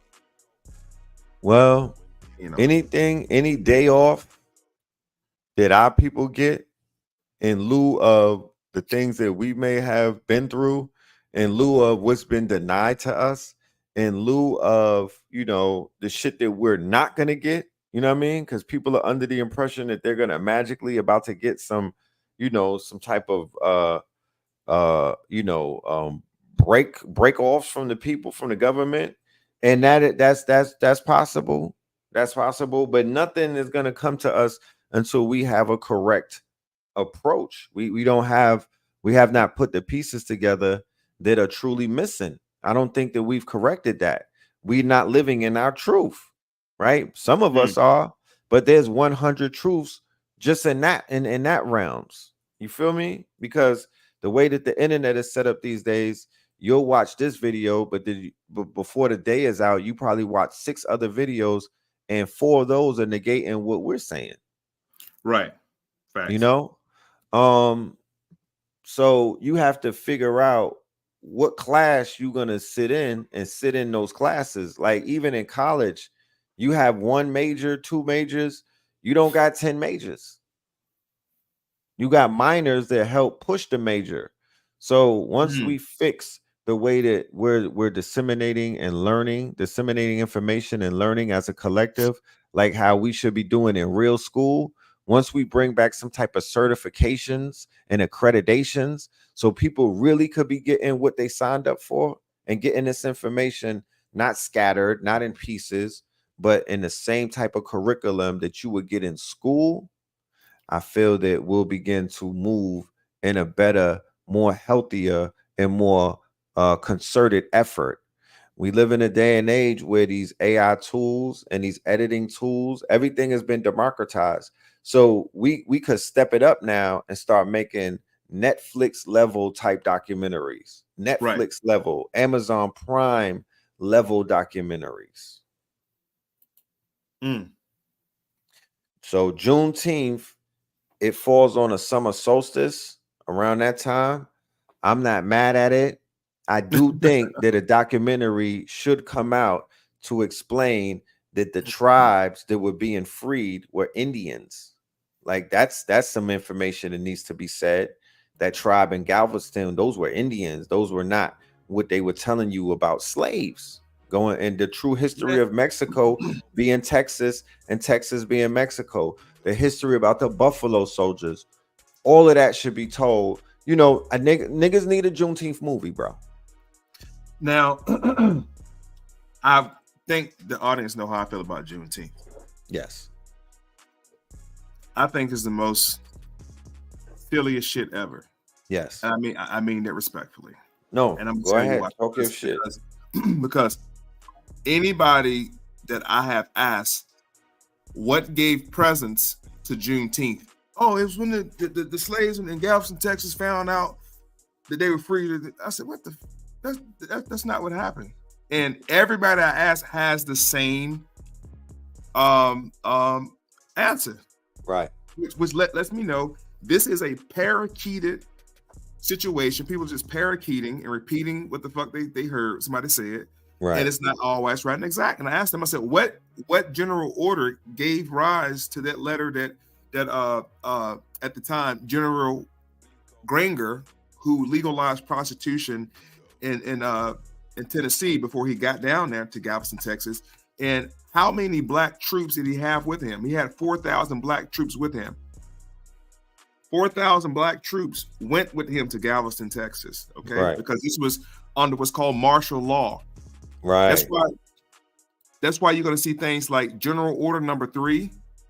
Okay, and a lot of people are not familiar with the other general order. I'm sure you real quick. General Order Number 15. Who knows about that one? General Order 15, Sherman issued Field Order Number 15 in 65, calling for the redistribution of confiscated Southern land. This is your 40 acres, people. Why are all these conversations are happening under what's called general orders? Because the whole entirety of the land now after the war, after 65, right? Because this is all a war tactic, not to free the slaves. Not to free the slaves. Civil War didn't happen to free the slaves. Nothing to do with that. It was happening because the GDP, the gross domestic product in demand in 1835 to 61 was cotton. And the South, let me show you real quick. The Trail of Tears map. The South was called King Cotton due to the fact that it grew 80% of the world's cotton. Yes. Now we take a look at the Trail of Tears. They were pushing tribal members off the lands of what we know as Georgia, Tennessee, Carolina, Alabama, Mississippi. Yes. They was pushing them off those lands. These are not Africans. These are not Africans from Africa being pushed off the land. These are the native inhabitants. These are the what do you call them? The Coweta. These are the Yamansi. These are the Yomacraw. These are the Cimarroons. You call Seminoles, but the Cimarroons. These are the pieces of the Miamians, the people of the Gullah, the family of what's called the Pamunkey. The Pamunkey Indians were down in the area as well. So these are all the native dark-skinned tribes, if you want to call them that, who were pushed off the land. And what happens? They had wicks in their hair and gold teeth. Some of them. Come on now. Tattoos on their face. After the war, General Sherman, issued General Order Number 15. And these general orders are coming out of what's called the Freedmen's Bureau. And the Freedmen's Bureau was under what was called the War Department. And the War Department says, give that land back to the people who were already there. That's all 40 acres were. It was never 40 acres in a mule. That was never the case at all. So cut the mule shit out. The mule came in later because the army, the Union Army, had about 135 mules that they gave to those landowners. They couldn't take them back up north. They gave them to them. Right? So it says the redistribution of confiscated Southern lands to freedmen. Those are your Negro great-great-great-grandfathers, aka so-called Indians, who were pushed off those lands. They're asking them to come back to those lands now, to come back to Georgia, come back to Alabama, and we'll give you your land back. We're sorry. 1816, you have your boy, at the time he was a colonel, Colonel Jackson, Andrew Jackson, who then became General Andrew Jackson, and helped to push you off the land under what's called the Indian Removal Act. Yep.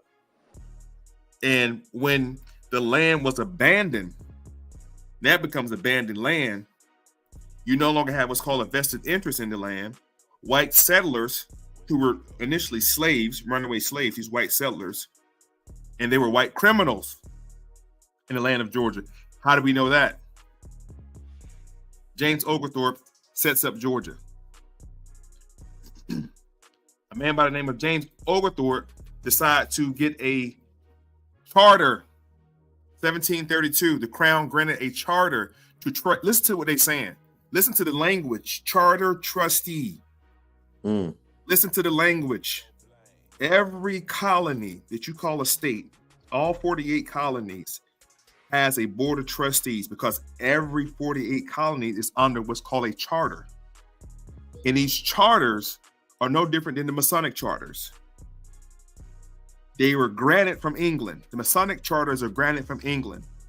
The trustees are the lodge members. The board is the Grand Lodge. Same setup.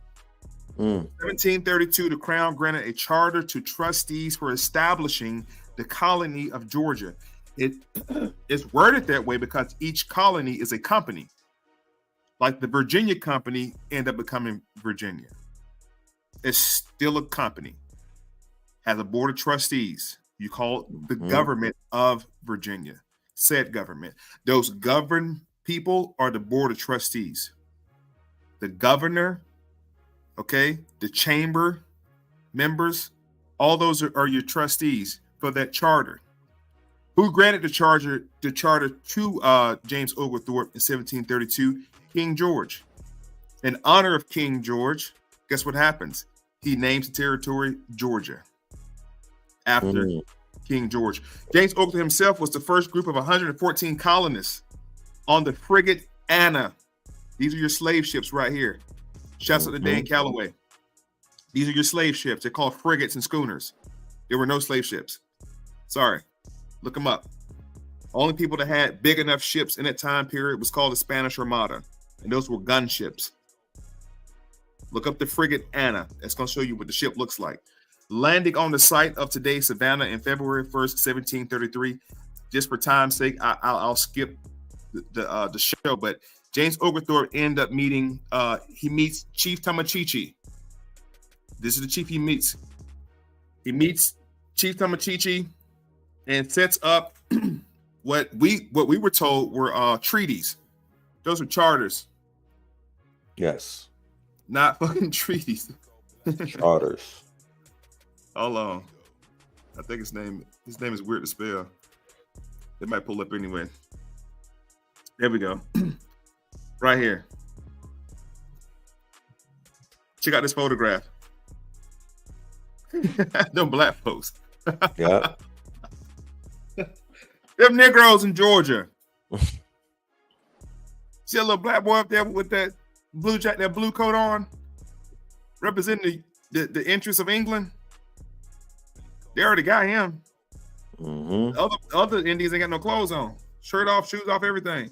That's Chief Tamachichi. Those Europeans are setting up charters for that territory. So the same thing's going to happen later when they try to go into Texas to the Alamo. The Texans just refused to do business with them. Right. But they came into those territories, incorporated the territories, and resold you the idea of certain liberties under licenses. Right. And they set up certain municipalities and certain areas in these municipalities was called your local downtowns or your town halls or your townships. And those townships and town halls now dictate what happens in the jurisdiction, because every county, which means conquered land, by the way, and patrolled by the sheriffs, that conquered land is now dictated under that charter. The point I'm making is that they went through each and every part of the land of North America and carved out territories, created what's called demarcation lines. I know you look at the map and you see a line between Georgia and Alabama, but it's the same soil, I promise you. If you erase those lines, it's all one big pile of dirt. Right. From New Jersey to California, it's the same dirt. It's the same big pile of dirt. Same pile. Right. So now that they got these territories set up, I just wanted to show you guys dealing with James Oglethorpe. This happened in Ohio. This happened in Virginia. This happened throughout many of the colonies where these Europeans just came in and set up what called treaties or charters, and they took over the land. Once General Jackson pushed out the Negroes off the territories of Georgia and Alabama, they come back with General Order Number 15, which is a land redistribution to those same individuals they pushed off the land. The order was rescinded later that same year, and much of the land was returned to the original white owners. You see that? A man by the name of Andrew Johnson, the 17th president, reversed the 40 acres land grab. So in 2024, stop talking about where's our 40 acres in the mule. It was reversed. It was never a law. These are not laws. These are field orders under the War Department during wartime. It's never been a law. You can't find a law for 40 acres in a mule. Does not exist. This was something that was given to the freedmen. Now I'm gonna go to General Order Number 3 about this Juneteenth shit, and hopefully put this Juneteenth madness to rest, because we have to stop the nonsense. And I'm calling it nonsense because anybody, I was just at the Black Wall Street Market during the Juneteenth event, and anybody I talked to, I said, do you know about General Order Number 3? I talked to 12 people. Nobody knew what it was. T-shirts on, Juneteenth celebration. Right. Eating their ass off, just out there jugging. We's off work today. Ain't no work for us today. Ain't no work for us today. I'm making that point because I'm gonna show you something in the order itself. It's sad. No, okay. And that's why I said they need a movie, because if they're not taught the history through cinema, they don't hold it. They cannot maintain it. They have to be told through the medium of film. That's where our people are at right now. You got to entertain these niggas. So I was like, I want to see a movie where the brother Keruku, what's his name with the YouTube channel? I'm not familiar with him. Keruko. I don't want to hack his name, but he does the same type of work that Dane Calloway is doing and whatnot. He broke down the historical narrative, what really took place and who they really freed and whatnot, and who that tribe really was. You feel me? So I'm like, I want to see the movie version. I want to see that in film. That'll be nice. Yeah, that'd be nice. And I'm glad you making that point about that was a specific tribe they was talking to. But here's the question that I also pose to everybody who's in such a celebratory energy for Juneteenth is, how was Juneteenth invoked on a territory that had nothing to do with them? Here's what I mean. The Southern Territory, Texas wasn't even part of any of that mess. Texas wasn't even a colony yet. Texas was not a part of anything yet. 1862, 63, 64, 65, up to the time the war supposedly ended, anything that Lincoln put out had no standing in the South. The South had its own president. They had their own shit, right? So nothing Lincoln could have screamed across the border of Carolina and said anything, say, hey, you guys are free. He had no authority to do that, to say they were free. And I broke down also, bro, the emancipation itself simply means transfers of property. It doesn't mean it should have been liberation, emancipation of a liberation, not emancipation itself. So it's a misnomer. I'm showing people, like, even the term emancipate itself simply means transfers of property. Who was the property? It was the supposed enslaved people. Lincoln makes a statement by saying, if I could have entered the war without freeing the slaves, I would have. Lincoln also, in the same breath, deemed the enslaved Negroes what he called contrabands of war. He had to relabel them contrabands of war just in case they were to capture, or any of them came over to the Union to fight, they would not be returned back to the Southern plantation owner, because there was something called the Fugitive Slave Act. Any slave, and the Fugitive Slave Act was a federal law that the government had to assist and aid plantation owners of returning their property back to them. It was labeled as property. And Lincoln did they said, get right? Did they get base Reeves in them to do that for them? Yes, but they were getting like Buffalo Soldiers in them. Right. They make claim that they had them capturing in those Indians were us. So once again, once they pushed, this is called the First Great Migration. The Trail of Tears was the first Great Migration. Second Great Migration happened in the 20s, and the third happened in the 60s. And I keep saying this while I'm on air, and I say it forever. Anybody in the North, Chicago, Detroit area got kinfolks in Arkansas, Alabama, and Texas. That's how you know that. Yes, indeed. Yes, indeed. You know, period. And these sets that we see at war, these tribes on the West Coast that are at war with each other, you know, this is a continuation of the tribes that were at war when the Europeans were here, you know, pitting the tribes against one another. Wow. Right? They were pitting the tribes against one another. There was a movie, if you could pull this up, called with Leonardo DiCaprio, that won a bunch of awards, called what the hell was that? Put Leonardo DiCaprio, and it's just click on the movies where it says movies right there. It's two movies that he's in that's dropping it. The Reverend right there. That's the one. Oh, you know what? I've been saying this, and I never watched it, bro. I never watched it. Oh, nah. You gotta watch that. They give it all the way up. They showing the tribes in there. The scene where he gets attacked by a bear. The whole movie. Click on the plot of it. Click on the plot of it. It will show you how. No, and then the next one is Killer of the Flower Moon. We'll get to that in 1 minute, but this is the one where he's giving you the history on how three sets of Europeans, the French, right, the British, because they're all at war with each other in this film, right? Tom Hardy is a different tribe, right? Tom Hardy is from a different tribe. These are trappers. these people they're fur trappers, right?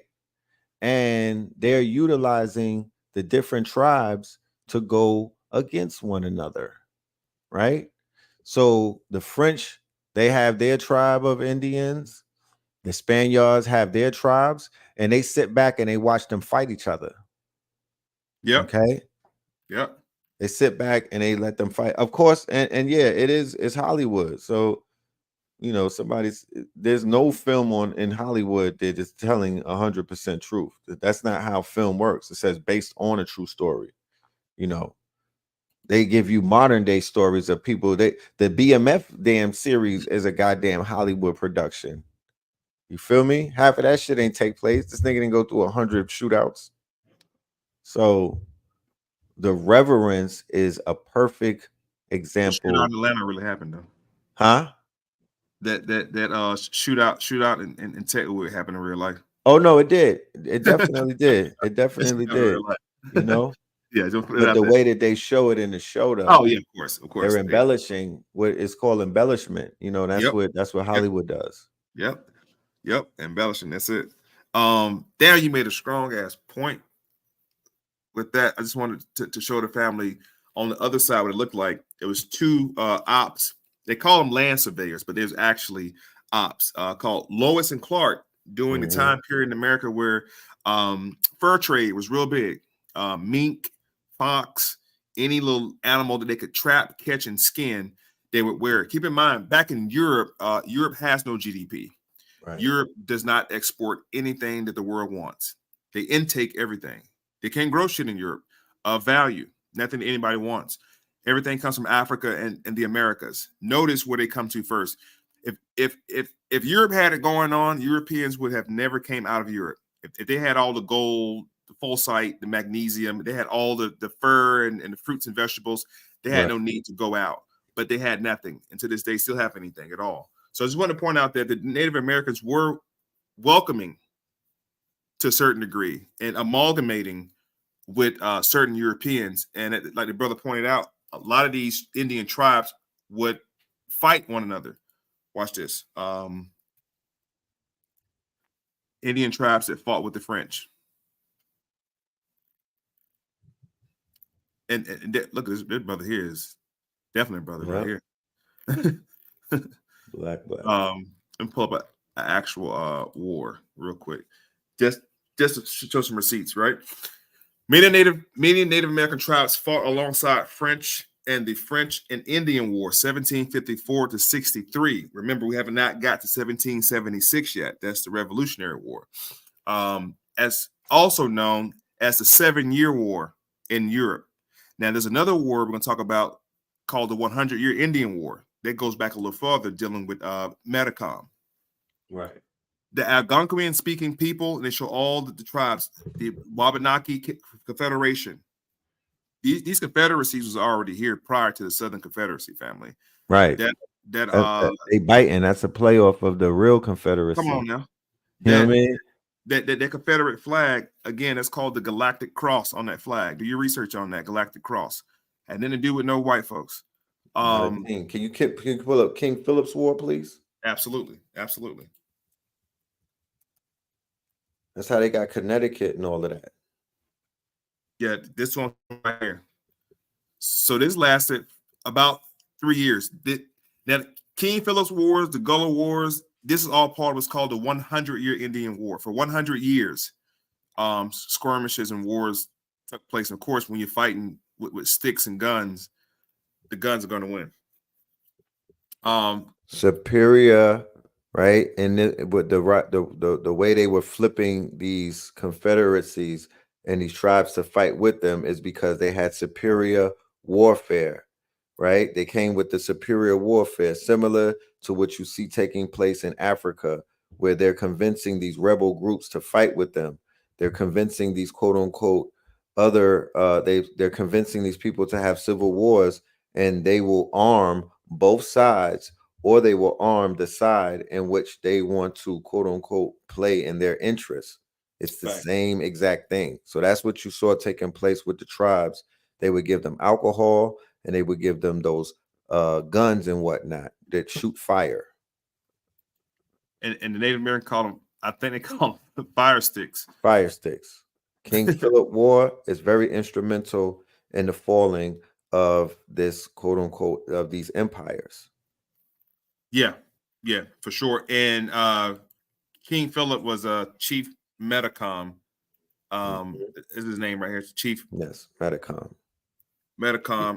Adopted the English name King Philip was a scheme to the Wampanoag to the Wampanoag people and second son of Segmac. I can't say that word. Massanutt. His older brother Wamsu. These are some names. These are some African names, some other names. Right? Good Lord Almighty. It definitely is. And I think I pointed this out before to the family who the Wampanoag Indians were. Dark race, still are to this day. Click on Wampanoag, sister right here. And then, coincidentally enough, when you go into Connecticut now and parts of New England, there's a lot of Puerto Ricans, right? But what they don't realize is, as a result of the tribes losing in the King Philip War, they shipped them where? Coincidentally, to places like Puerto Rico, to the Caribbean, right? So these people later come back as what they call immigrants or migrants and whatnot, but those people were originally there as a tribe, okay? Some of those people were originally there as a tribe, and they got shipped out. They got shipped out to the Caribbean after they lost these wars and whatnot. Because when they defeated them, they were basically sending them to because remember, you shoot right across Boston and places like Connecticut, and you'll land right into you'll land right there in Europe and whatnot. That's straight across the ocean. So they were taking these natives back to Europe. It says the American Indian slave trade was a system of bondage that enslaved Native Americans in the Americas for centuries, predating and outlasting the African slave trade. It was used it was a tool used by European colonists to exert control over Native American population as an economic strategy. Native Americans were enslaved through warfare, purchased and held in captivity through forced labor systems. And these forced labor systems, they worked in what's called work camps, or what y'all call plantations. Right. That's a fancy technical way. Forced labor systems, right? They play with the lexicon and the quote unquote and the etymology. You know what I mean? But they don't teach us this in school. They didn't teach us this. Nope. It says during the war, New England colonies routinely shipped Native Americans as slaves to Barbados, Bermuda, Jamaica, Azro, and Spain triangular trade routes. There you go.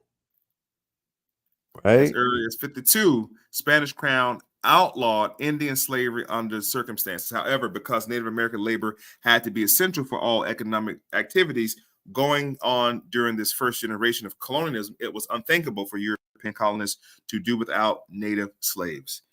I thought they brought it back from Africa to work. Man, I thought so too. Damn. Can you click on this one real quick? This one looked like it was going to be juicy. Right. Wait. This one up there, right here. No. The college paper. No, right up there. This one. Brown University. Gotcha. Let me blow it up a little bit.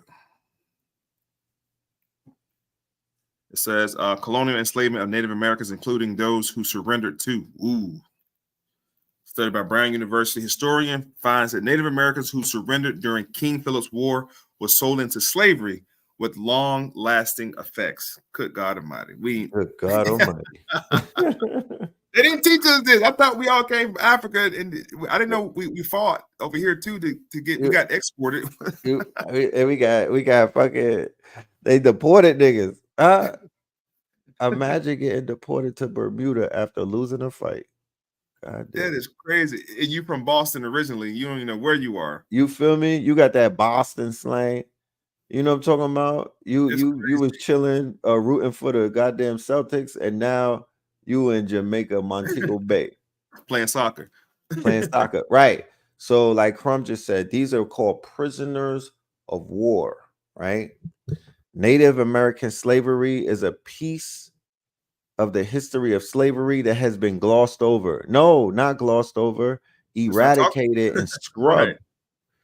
Between 1492, look at the timeline, in 1880, right? So that reestablishes the whole conversation. You have to, you know how long that is? These are multiple generations between 1492, right? The year that they said that Christopher Columbus came here and he found some people, and then he made a phone call on his Boost Mobile to Africa, and they started shipping these imaginary container Royal Caribbean boats over here. I don't think so. Carnival Cruise Line ships full of Negroes. He went live and shit in Hispaniola, and then they started sending the cruise ships. Man, I know we watched a lot of cartoons as kids, and we was into spaghetti westerns and shit like that, but come on, fam. You know? So between 1492 and 1880, between 2 and 5.5 million Native Americans were enslaved in the Americas, in addition to 12.5 million African slaves.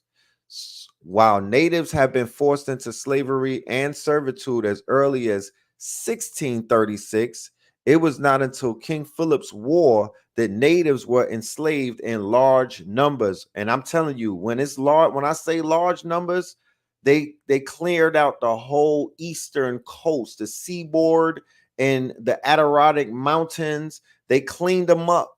King Philip's War had profound, quote unquote, implications in the terms of slavery in the Americas, right? In the subjugation and and they started pushing south after they got after they start beating on their chests, they got their motherfucking they balls together, and they start riding on our people.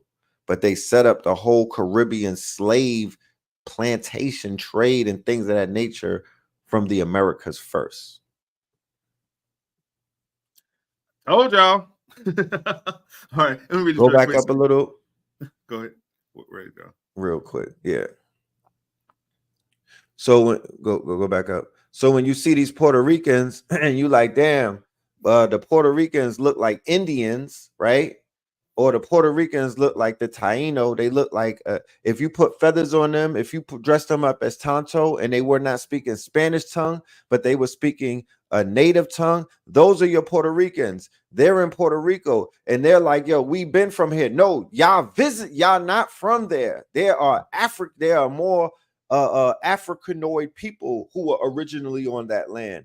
Those Taino Indians who are now Spaniards and who are identifying with the Puerto Riches, some of those were those Indians that were in the Americas that lost King Philip's War fighting over here. Okay? They're Boricuas who came back to the Bronx and they came back to Connecticut. Those were their original lands. Okay? Because the Bronx was a part of what they call Connecticut and all of that stuff, that the territory that they lost after the King Philip's War. Look at those. Those are Indians from America, bro. Those people are not from that land. Crazy. Okay. Now, these are known as the Carib Indians. Right. The Carib Indians. Right. The Carib. Or what we call the Caribbean. The Caribbean, right. Then you have this is Grenada. Somebody said Cardi B, right? Her whole name is Moorish. Balquez, what's her whole name is damn Moorish. You know? They call it the Arawaks, right? The Arawaks? Arawak, yeah. That's what they're called. A-R. A-R, there you go, A-R. Yeah, A-R-A. Yeah, Arawak right there. Arawak Indian. Let's see what the Arawaks say real quick. The Arawak are the group of indigenous people. And notice the language again, as the brother said earlier, the language please, y'all, pay attention to what the words they're using. They're gonna give you a dead giveaway. They're gonna say Native Americans, which was the earliest term used. I'm sorry, Indians was the earliest term used. Native Americans around 1970s. It's a relatively new term. If you see indigenous or aborigine, not aboriginal, right? You have to be careful with aboriginal because the people he's talking about right now are aboriginal people. Right? They're away from the original people. These are indigenous aborigine. The Arawak are a group of indigenous people of northern South America and the Caribbean. Specifically, the term Arawak has been used and applied from times of Lenoka or Arawak people native northern coastal areas of South America. Today, approximately 10,000 live primarily in the coastal rivers, Venezuela, Guyana, Suriname, French, Guyana. They speak Arawak language, so on and so forth. South America, Tainos. You mentioned Tainos earlier, who lived in the Greater Antilles, the adjoining islands, the Lesser Antilles. So between those people, because there's another group of people there too, bro. Another group called the Maroons. Are you familiar with them? Yes, sir. Found them in Jamaica. And the Maroons were African natives, or just were they originally from the area? Because I'm a little confused on that part about the Maroons myself. I'm not sure if they were brought over here and are just descendants, or they were truly from the area. Both. Maroon descendants of Africans in America in the islands of the Indian Ocean who escaped slavery through flight or manumission and formed their own settlement. They often mix with the indigenous people. You're right, both. If they did that, because think about when we, as how we are the people when we're going to war, or like just think about when we're going to play basketball, right? It's a conglomerate of different tribes coming together. You know, facts. These were different tribes who were all down with the same thing, which was basically defeating the known enemy, and they joined forces. They formed Voltron. You know, so we have to give credence to whatever groups were like confederacies, like they would join forces. It wasn't something that was unknown of. It wasn't something that was that rare. Like we came together because we had common foes and whatnot. You know, so the Maroons maintained their freedom by, staying solid. You feel me? They stayed solid with the people who were warriors. They would rather die than to be enslaved and to be humiliated and to be prisoners and whatnot. So he who is willing to fight for his freedom will remain free. You know? The Maroons. Yes. Shoot, you could pull up the Maroons in Canada. In Canada, see, yeah. Azariah, my bro Azariah Bay went to Canada and showed. He did a video where he was in Canada showing the Maroons. You feel me? The Jamaican Maroons in Nova Scotia. Exile Nova Scotia. Bro, I've never heard of this. Historic important community exile Nova Scotia from 1796 to 1800. Wow. 1796, more than 500 Maroons from Trelon Town in the mountains of northwest Jamaica were forcibly transported to the British colonies in Nova Scotia. Their experience is amplified to secure insecure rights and freedoms of African descendants of British subjects in the late 18th century Atlantic world. In spite of any inhospitable reception in Nova Scotia, the Maroons maintained a strong sense of community and exile throughout the adaptation of accommodation and resistance. They reaffirmed their allegiance to the British monarch and ascended, in some cases, to local demands for their labor and their attendance at Christian churches and schools, while strongly opposing pressure to abandon traditional Akan spiritual and cultural practices.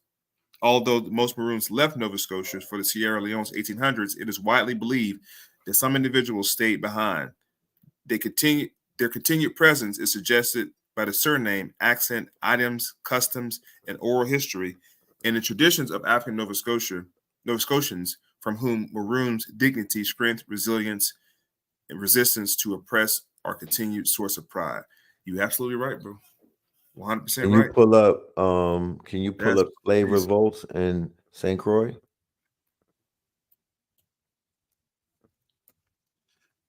And this proceeds. I'm gonna say this while I'm pulling this up. I don't like the way they label them slave revolts. Like, nah, man, this was a revolt. Yeah, these were uprisings. Yeah. So, wow. 1848, a slave rebellion started in St. Croix. Big crowds of enslaved labor. I want the family to do me a favor. For the next couple of minutes, while we're dealing with different areas, pay attention to when it's dealing with enslavement. As I've taught y'all before, enslaved people and slaves are different entities. Enslavement is a system, okay? Right. That's an entire system. You're going to always see the association with labor, not necessarily with race and racism and hatred. And it's going to, now hatred and racism has been picketed around this idea of enslavement, but it's always going to be a case of labor. And I keep telling you guys, back then, if they had an HR department or a EO department, you never would have heard of slavery, ever. Didn't have anybody to stand. There was no HR department to report the mistreatment of unpaid to. So the idea of enslavement for workers working without pay became the mile marker for Black history, associated around labor and economics. This is what our burden is as a people, to understand that the catechisms of slavery is just a remnants of labor and economy, which are two things that we still struggle with in 2024. And the light has been narrowed on a select group of individuals who were worked without pay. When I can show you 4,404,000 free Negroes during that same time period, of which I can show you people who founded towns, not moved into a territory, actually founded towns in 1838, and go back to 1826 and show you big old Black towns of just doctors and lawyers before Tulsa, Oklahoma, because they're not going to show you that part of it. Even in the letter I was about to read about Juneteenth, there's two distinct groups, three really: the slave owners, the slaves, and then the freedmen, who were told to remain in their homes and to work for wages. Tenant farmers, I showed you that a tenant farmer is not a sharecropper. A tenant farmer were Black people actually earning money during that time frame from farming. A sharecropper, however, was always swindled some kind of way, owing credit some kind of way. Those were the supposed slaves you're talking about. And all that whole form went to shit over voters' rights. Not the Ku Klux Klan decided to just go hang a bunch of niggas. No, it's too many of them, and they can outvote us, because we had people like Chaim Revels, who was a U.S. senator, first Black U.S. senator of Mississippi in 1868. You had other Black senators. Hell, Chaim Revels finished the term of the president of the South. He did 1 year. He's the first Black president of the Confederacy, Chaim Revels is, during the supposed time of slavery. So we have to understand this whole plight. There's a whole nother story to it other than the story they keep showing y'all. Right. Just want to point that out there. And what about the 14th Amendment slave? That type of person is a person, again, is dealing with labor, is dealing with commerce. That's the type of person who voluntarily or involuntarily agrees to commerce, to enter into contract with said corporation. That's all it is. If you agree to enter into contract with said corporation, that's how you're deemed to be treated under that amendment. I would bring up the irony of the fact that Juneteenth is a day where the celebration of the freeing of the slave, right? However, there's no talk on Juneteenth about freeing the modern day slave, the 14th Amendment slave. There's about 2 million of them behind the wall.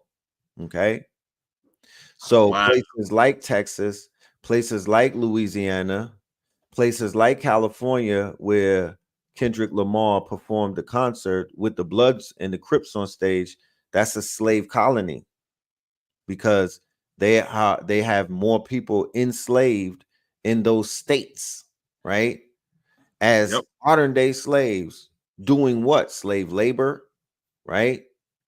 Being counted as slaves, having their rights taken away from them, right? Sweat equity, human labor. They're subjugated to medical experiments, as we saw during the last few years, where they were used as guinea pigs. Okay. It is not safe in those places. Human lives are being taken. There's gang warfare. There's warfare. You know, these are modern day plantations. They are basically housing all of this energy like batteries. They have them on stock markets. They have them insured. They are hedging stocks and bets against these quote unquote prisoners, aka slaves, the same way that they did when they were human trafficking, going all the way back into the I would say since 1492. We just saw that earlier when we was reading it. I still want to go back and do a little more exploring on that King Philip's War. Oh yeah, we definitely could take it back. But to Philip, sure. But we could also go into the I want to explore the slave ports. Oh my God, yeah. So there's 4 major slave ports. Okay, according to the narrative, right? There's 4 major slave ports. Right? So boom, New England, Boston. That goes right, New York City, the Mid-Atlantic, Virginia. So when we have this story about King Philip's War, this is something that we all discovered at the same time today. The King Philip's War precedes the influx of African slaves into the America that creates what they call the plantation or the peculiar institution.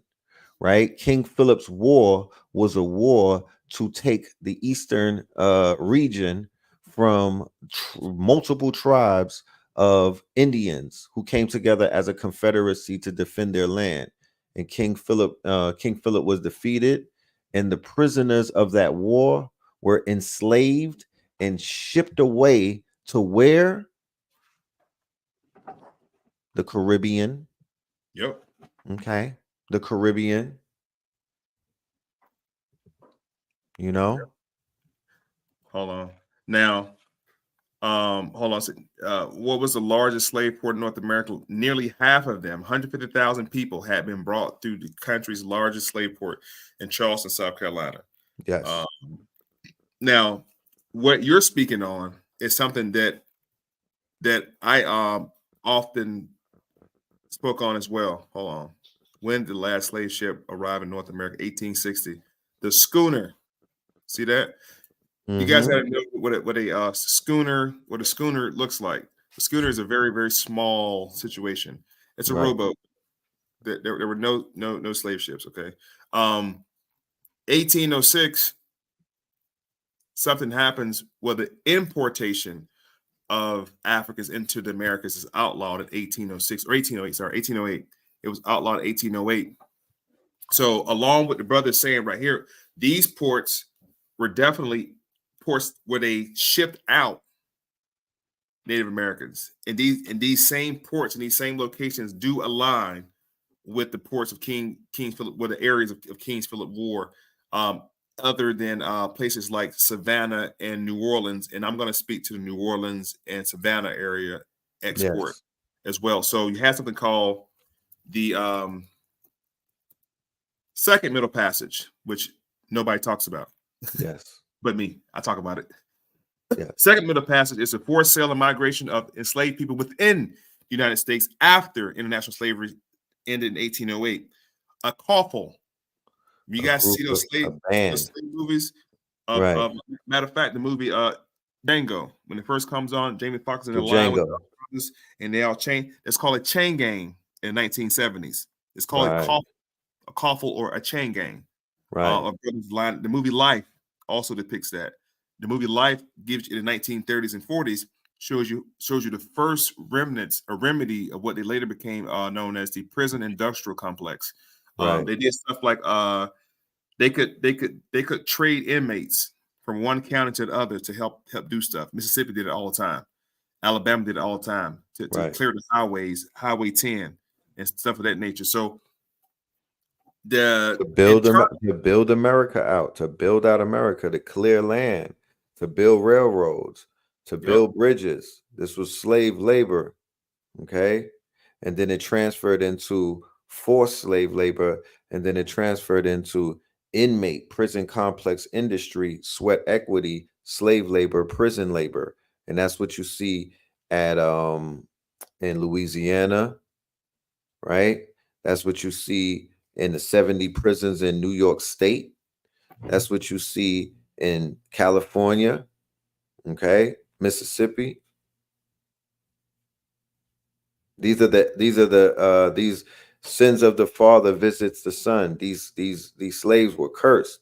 So a lot of their ancestors and whatnot, the karma, they're still going through it, because I would promise you, if we did the DNA and the genealogy of those 2+ million people who are incarcerated, they're in 14th Amendment slavery today. I promise you, every single one of them have somebody who was tied into this, into some type of historic bondage. You know, it's a spell in a sense. Let's look at these numbers real quick. Historians estimate between 1808 and 65, the Second Middle Passage, the domestic slave trade involved forced sale migration around 1 million enslaved people within the United States. That's the 1 million of locals who were from Maryland. They were from Kentucky. They were from Virginia. They were from Massachusetts. They were from New Hampshire. They were kidnapped from those areas, imported into ports of Louisiana, Mississippi, Alabama, and Georgia, Savannah. That's the slave trade. That's the slave trade that affected us the most, not the African slave trade. This is the slave trade that affected.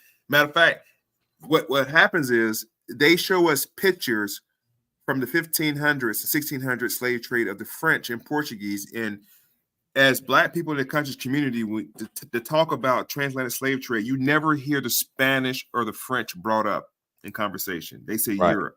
Right. The Europeans, by the time Europe had got involved in the slave trade, France and Portugal had 300 years over them already. They already had it down pat. Right. They had already wiped out royal families, bloodlines. They collapsed empires. They stole. They pillaged. They raped. They did all kind of stuff. They had inquisitions and crusades. And then them other people get into the picture. They left out eight episodes of a goddamn a whole season shit. A whole season was gone. Yeah, I mentioned season 1 and 2. Right. So now when Europe gets involved, Europe first gets involved through a group called Puritans. The Puritans decided that they no longer wanted to go under what was then known as Prince James, the King of Scotland. They didn't want to go under the subjugated beliefs, because what happened was the original King Henry VIII Bible got printed, and the Puritans was okay with that. When the King James Version got put together, all right, I know we say 1616, but that's not true. Okay, it was I use quotes published, because there was no printing press in Europe like that. The first printing press was 1493 under Johann Gutenberg, and the Gutenberg Bible comes out first. Let me show you what I'm talking about. And I'm making a point, because these Europeans come to the shores of the East Coast of America under religious auspice, known as a pilgrimage, which was a holy Hajj to the Holy Land. They didn't go to Jerusalem. They didn't go to the Middle East. They didn't go to Africa. They brought their ass way over here to the real Holy Land, or what they called the Promised Land. This was going to be their mark to reestablish themselves as a people. North America was going to be their bounty. I already told you that they already had something in mind on North America by way of the Indica Terra Cavina. Nobody came to North America, right, to colonize the coast. The French had already got Alabama. The French had Louisiana and parts of Texas, and damn sure that the Spaniards had parts of Mexico and the Mayan empires. I'm sorry, the Aztec empires. By the time Cortez got into the area, the Aztec were there, and the Aztecs post-dated Toltecs. Prior to the Aztecs were the Olmecs. right. All right. So they were a few hundred years shy of meeting the Olmecs. The Spaniards were the original Olmecs. Sorry. So now, dealing with the second Atlantic slave trade, this is the one that affects us the most as African Americans in North America. This is the pictures where they show the babies being ripped out of the mama's arms and people out in the cotton fields and stuff like that. Don't let them show you the African movies and then switch scenes to cotton picking, Right. because there's two different eras. Right. Don't let them show you the African scene and then switch to Negroes running north for freedom. They were not running north for freedom. Brother Red Pill is from New York. In some kind of way, he got kidnapped and ended up in Atlanta. He know how to get back home. He about to go back home. And that's all they were doing, running back home. They weren't running north for freedom. If they were going to go free, they got on a boat and went across the ocean. If they weren't going to be free, they was going back home because they were from Washington, D.C., New Jersey, and parts of the North. Simple. Put in Lenape Moors. Lenape Moors. Lenape Indians or Lenape tribe. Come on. Put history of Lenape tribes.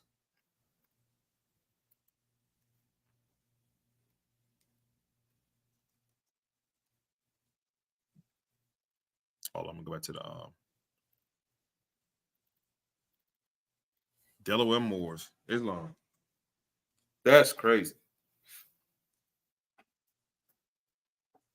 That's crazy. Right. The Lenape, also known as the Delaware Moors, are an American Indian tribe that have lived in the area for hundreds. They don't put a number on it. They say hundreds, thousands, nigga.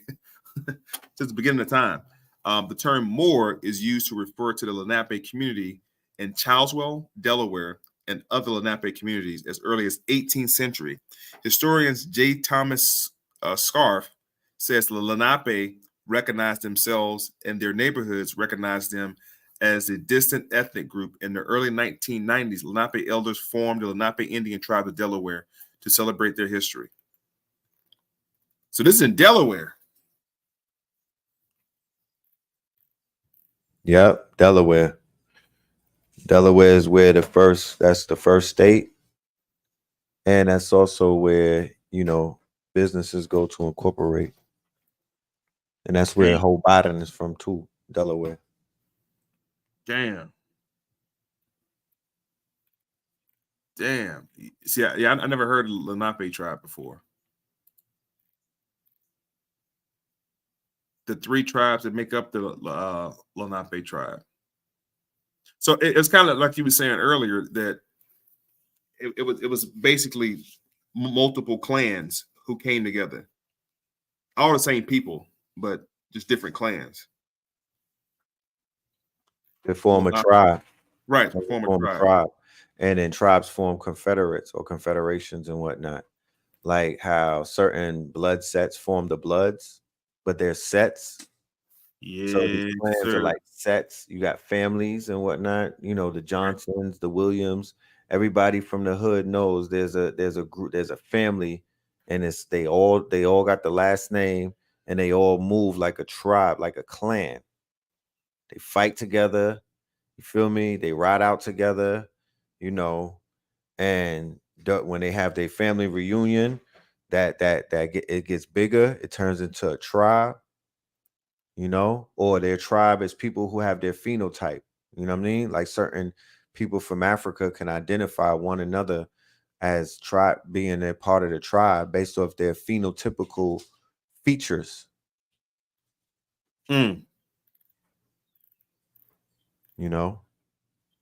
Now, tribes being based on features, I somewhat agree with that, but being based on blood is something altogether different.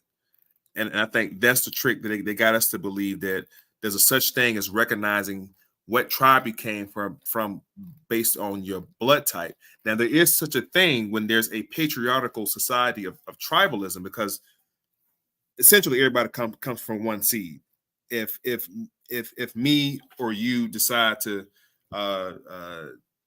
practice in multiple wives, and you got, say, 10 wives pregnant 10 times, then eventually over 10 generations, you will have 10 plus thousand descendants from your one bloodline.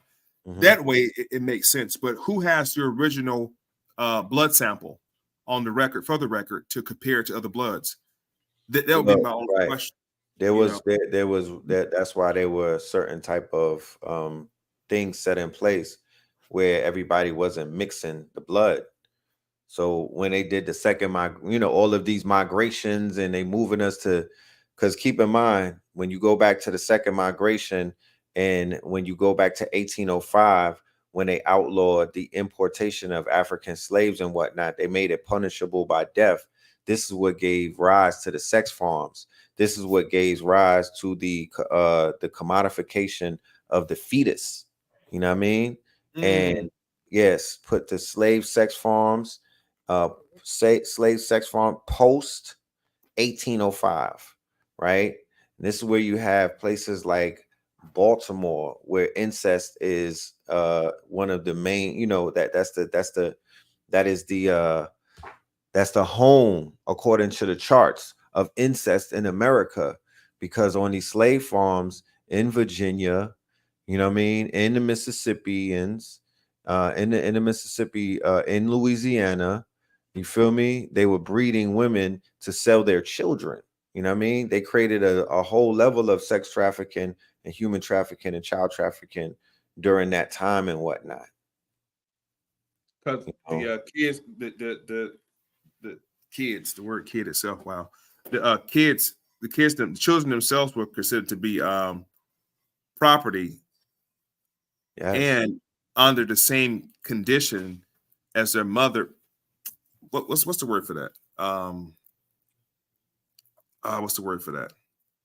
Shit. Hold on, let me ask Google. That's the actual word for that. That came under what was known as when the French set up the colony in Louisiana. Oh, okay, right. There's a French word for that. Under Code Noir, but it was what is the condition that kids are born under the same condition as their mother as slaves? According to Duke University Press, their legal intervention reassured English slave-owning settlers that, in the matter of enslaved people, status passed down not through the father but through the mother. Partus sequitur ventrum, or, literally, offspring follows belly. The 19th century historian William Hennig inserted the Latin into the text. Partus sequitur ventrum. Yes. This is also another rule, too, to go along with what you were saying, how they began to breed the children and sell them off as well. Will Justice said, look up cash on delivery. Oh, not COD. Good Lord. Not COD.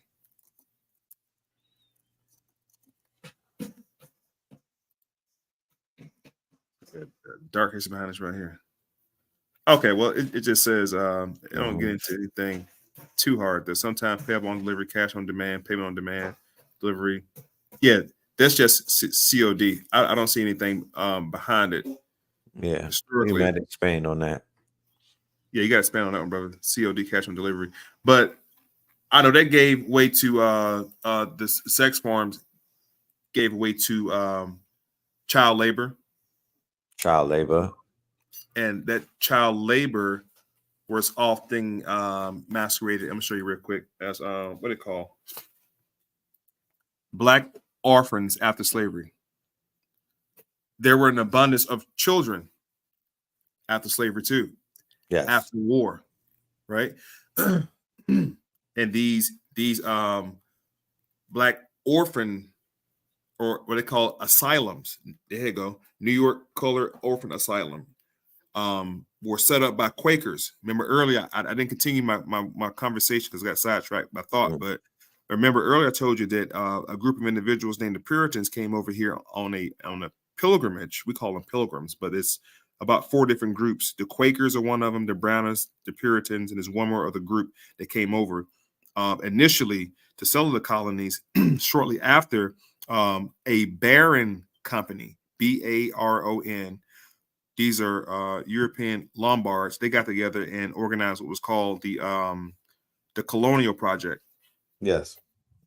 And the Colonial Project, or what's called the Colonial Experiment, was to supposedly pay those individuals who came over here earlier, those Quakers and Brownists and all that kind of stuff.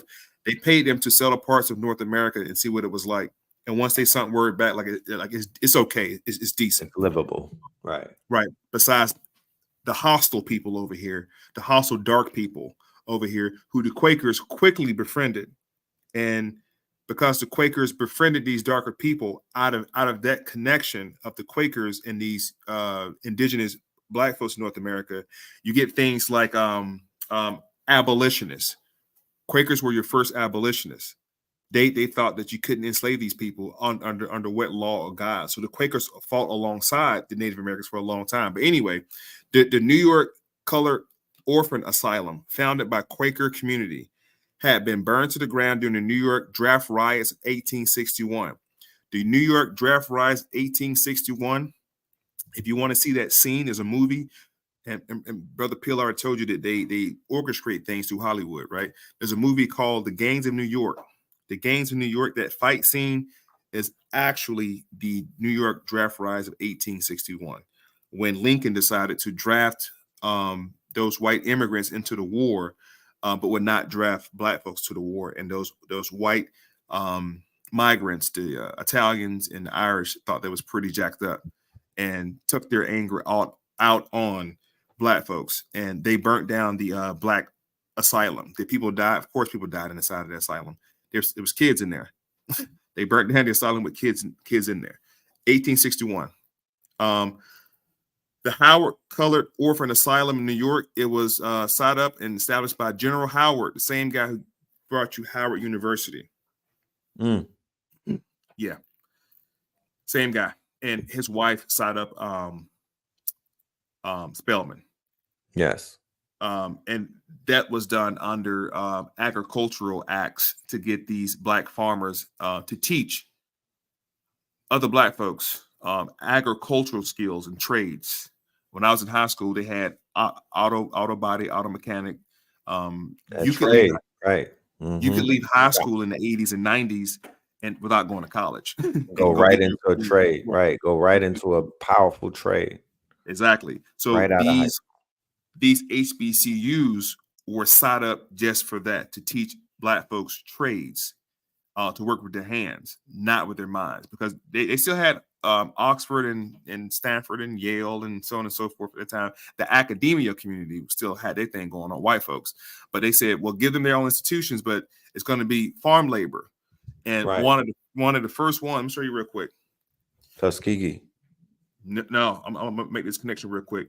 These schools were ran by you, the so-called Indians, and I'm using the colloquial term. We know the term Indian don't apply to us, but for conversation purposes, let's pretend that we're the Indians for a minute. The term, not the people. So these so-called Indians were set up to teach agriculture to other Black folks. And the first institution set up by Indians to teach became known as one of the most predominant HBCUs in Virginia. One of them, there's a multiple now, but one of the major HBCUs in Virginia started off the same way. Before I show it, sequentially, the first Africans to come into America also came into this port. It's called Fort Comfort. Port Comfort. Fort Comfort, they brought 19 so-called Africans. They rescued them off what's called the USS Lion. It was a Portuguese slave ship. And they brought 19 Africans. One of those Africans was pregnant, and she actually had her child some months later, making her child the first African American. Facts. So let's go to this real quick.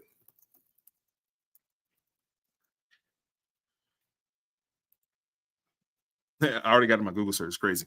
1890 HBCUs were created using federal funds and support provided by the Second Moral Act of 1890. Now, this legislation itself also comes off the heels of what I showed you earlier with that 40-acre land grab under the U.S. War Department, aka the Freedmen's Bureau.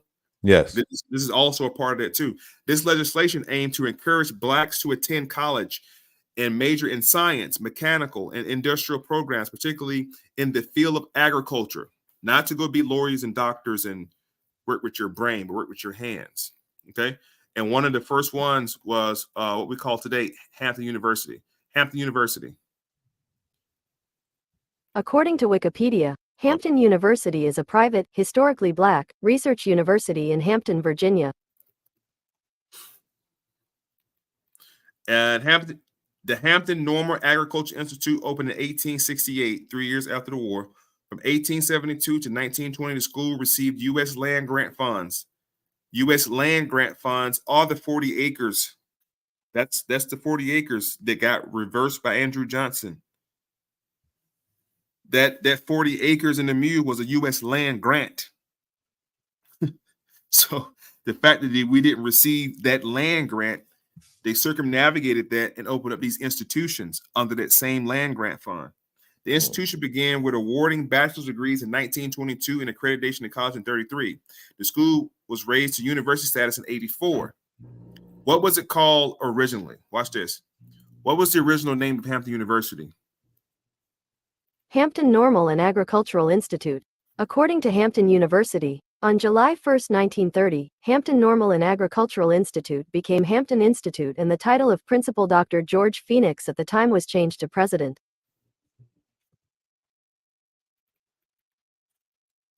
It says the school began accepting Native Americans a decade later in 1877. 1923, it had educated almost 1,400 members of 65 Indian tribes. I wonder what 65 Indian tribes in 1930, because this is an HBCU. So it's a dead giveaway telling you 65 Black Indian tribes attended Hampton University. And keep in mind, we're talking about Virginia. These are the same states where the forced migration takes place, called the Trail of Tears. They're taking Black Indians, melanated Indians off of their land, and they're marching them to Louisiana, to Oklahoma, and to other places, right? And they are they're taking that land, and they are, pillaging that land, taking the mounds, breaking the mounds down, gritting the mounds, taking everything inside of the mounds, sending the children to what they call Indian schools, right? And converting them. Okay. Converting all of them, abusing them, converting them, torturing them, programming them, and making them completely different from their ancestors, cutting them from their traditions.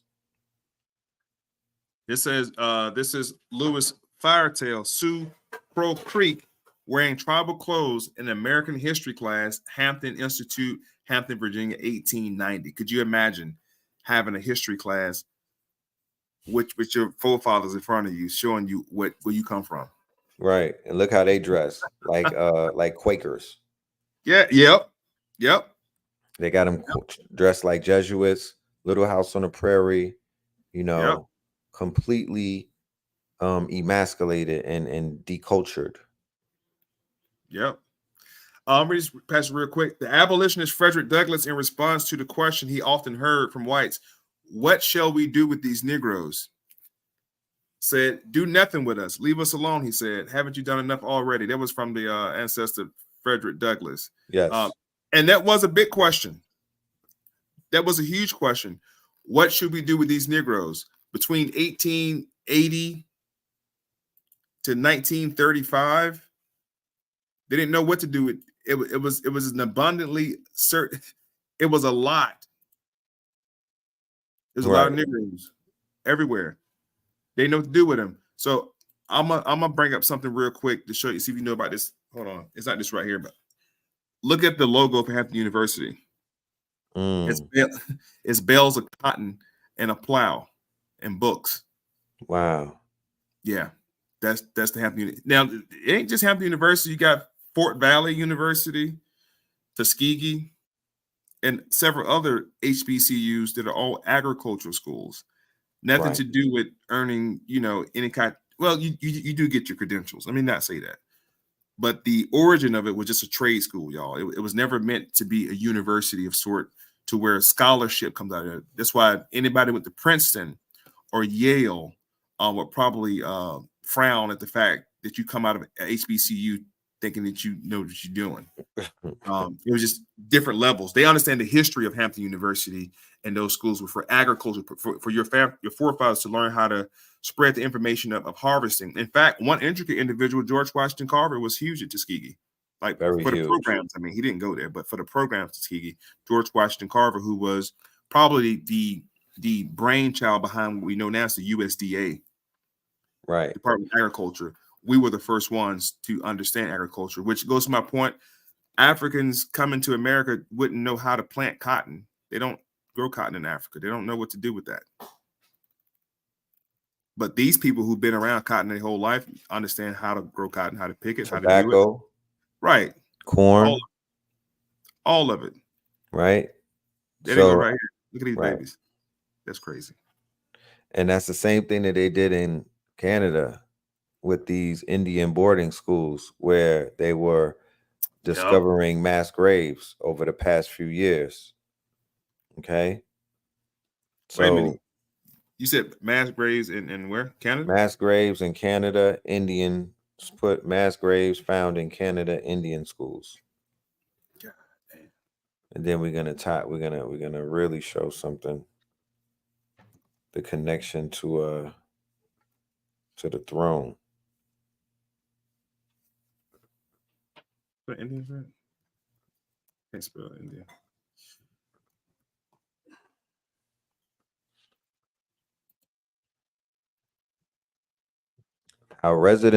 Canada's unmarked grave.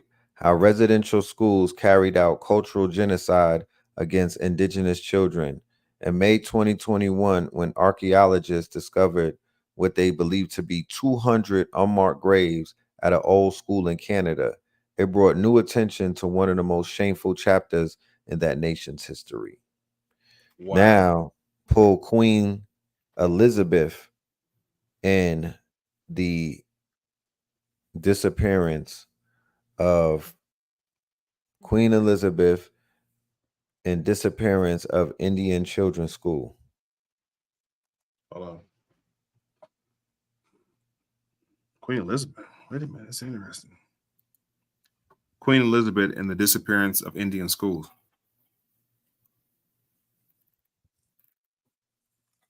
Oh, they saying she wasn't involved. Yeah, you know they would have to put that on the on Google and whatnot, awesome. Right?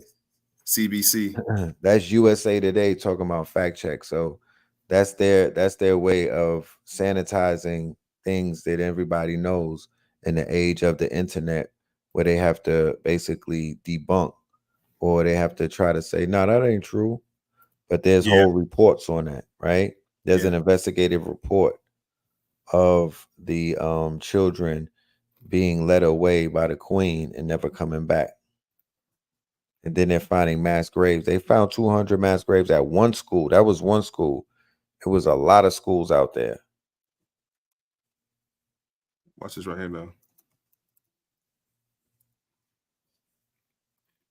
Here's another one.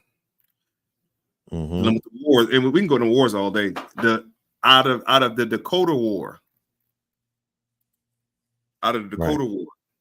Yes. Abraham Lincoln orders the lynching. Right. Of Native Americans.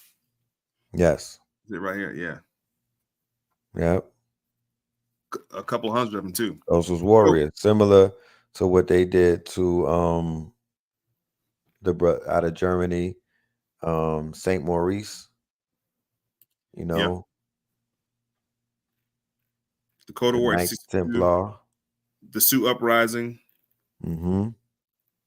So we giving y'all almost all of the 100-year Indian Wars, but we gave y'all a couple different Indian Wars to take a look at. But I want to jump over here real quick to deal with this, because this is why we're here. Hold on. Is to deal with this Juneteenth thing, just for time's sake. All right, so now that we done showed you the wars, the people involved in the wars, what led up to the wars, and who those people really were in those wars. We had nothing to do with no red man Chief Tonto situation at all. That was us. We showed you the second Atlantic slave trade of us again. We showed you the war of King Philip's War, or Chief Metacon, being exported. Millions of people look like you got exported out of America down to the adjoining islands in Central America. Most of the adjoining islands, because that was the time of harvesting sugarcane, and they wanted to make their rum. To this day, they're still known as the #1 rum distributors throughout the world. Right. Sugar was like cocaine to Europe. You have to remember, sugar, spices, oils. Europe was deprived of these things for a long time. In fact, we still pick with white folks to this day. We still pick with them about seasoning their food today. They just discovering spices today. Right. You feel me? They just got on board with seasoning. They just got on board with seasoning, y'all. Promise you. So, general order number 3. This was the announcement read out loud to the individuals on the plantation in Galveston, Texas. This is what they heard. Okay.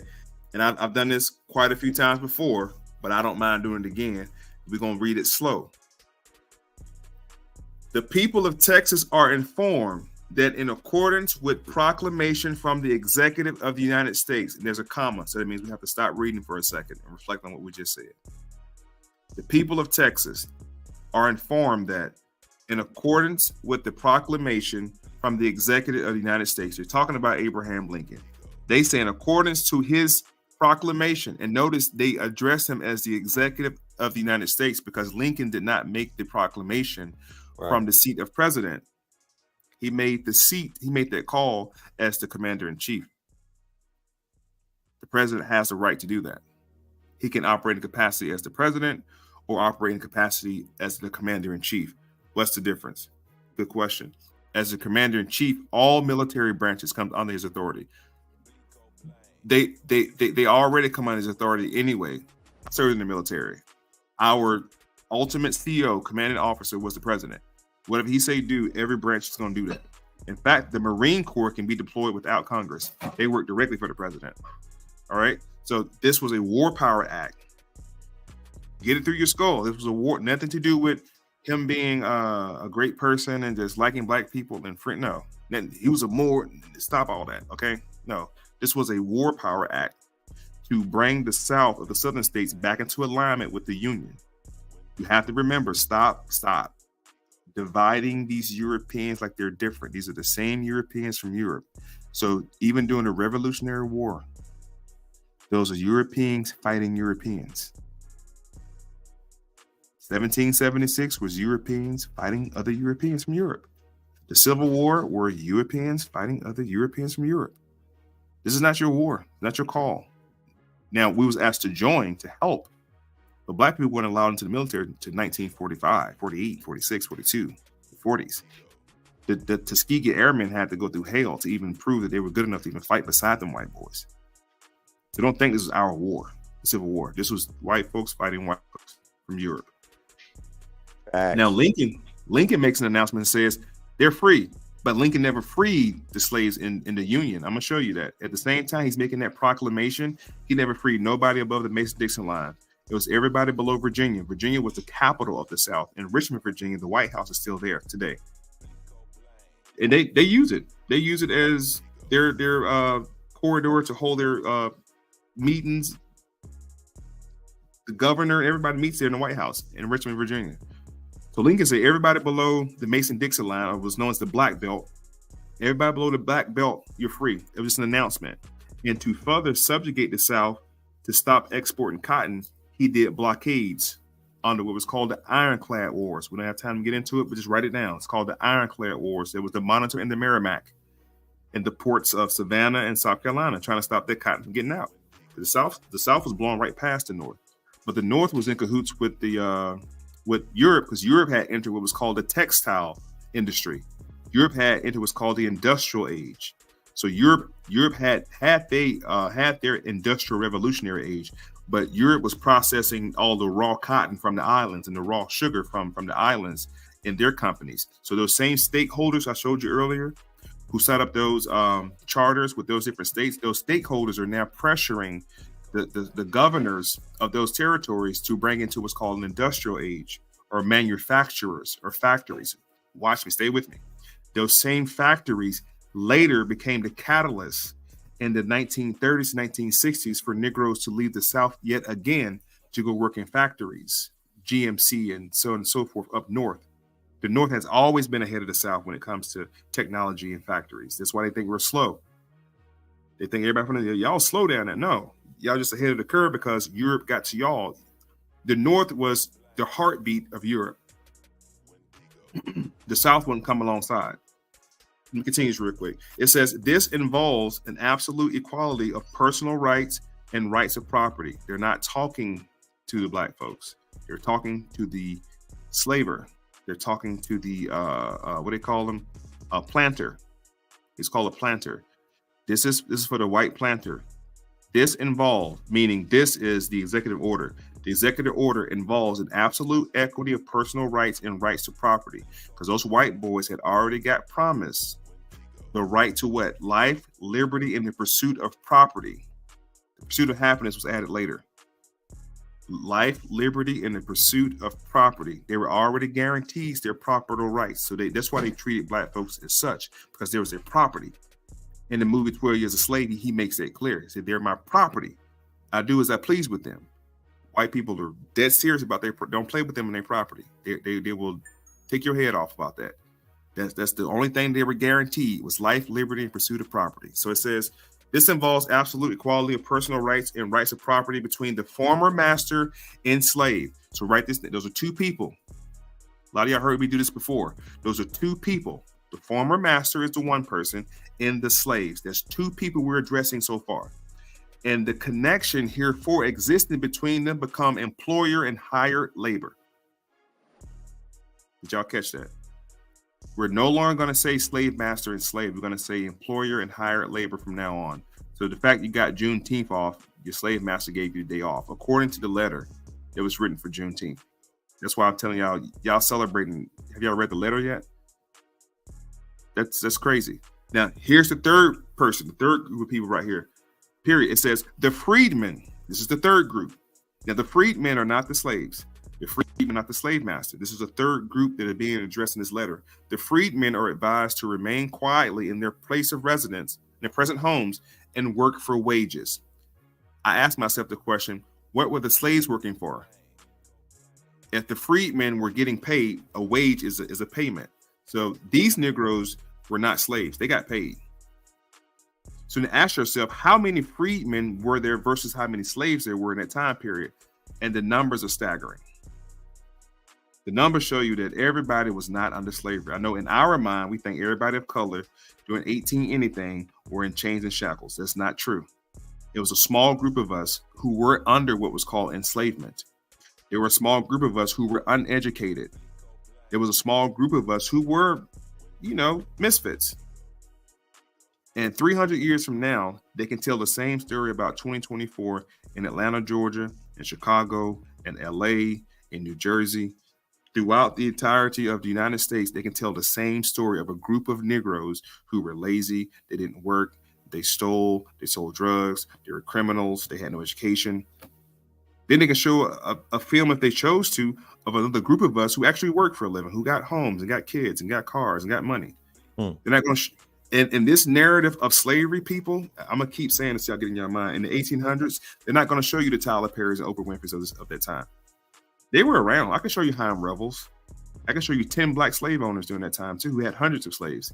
They're not going to show you that. They're going to keep in your head through what's called psychoneurosis, which is the mental conditions of Negroes suffering with their collective presence around the foreigners. They believe, y'all think how they think, y'all look how they look, y'all talk how they talk. This is a narrative.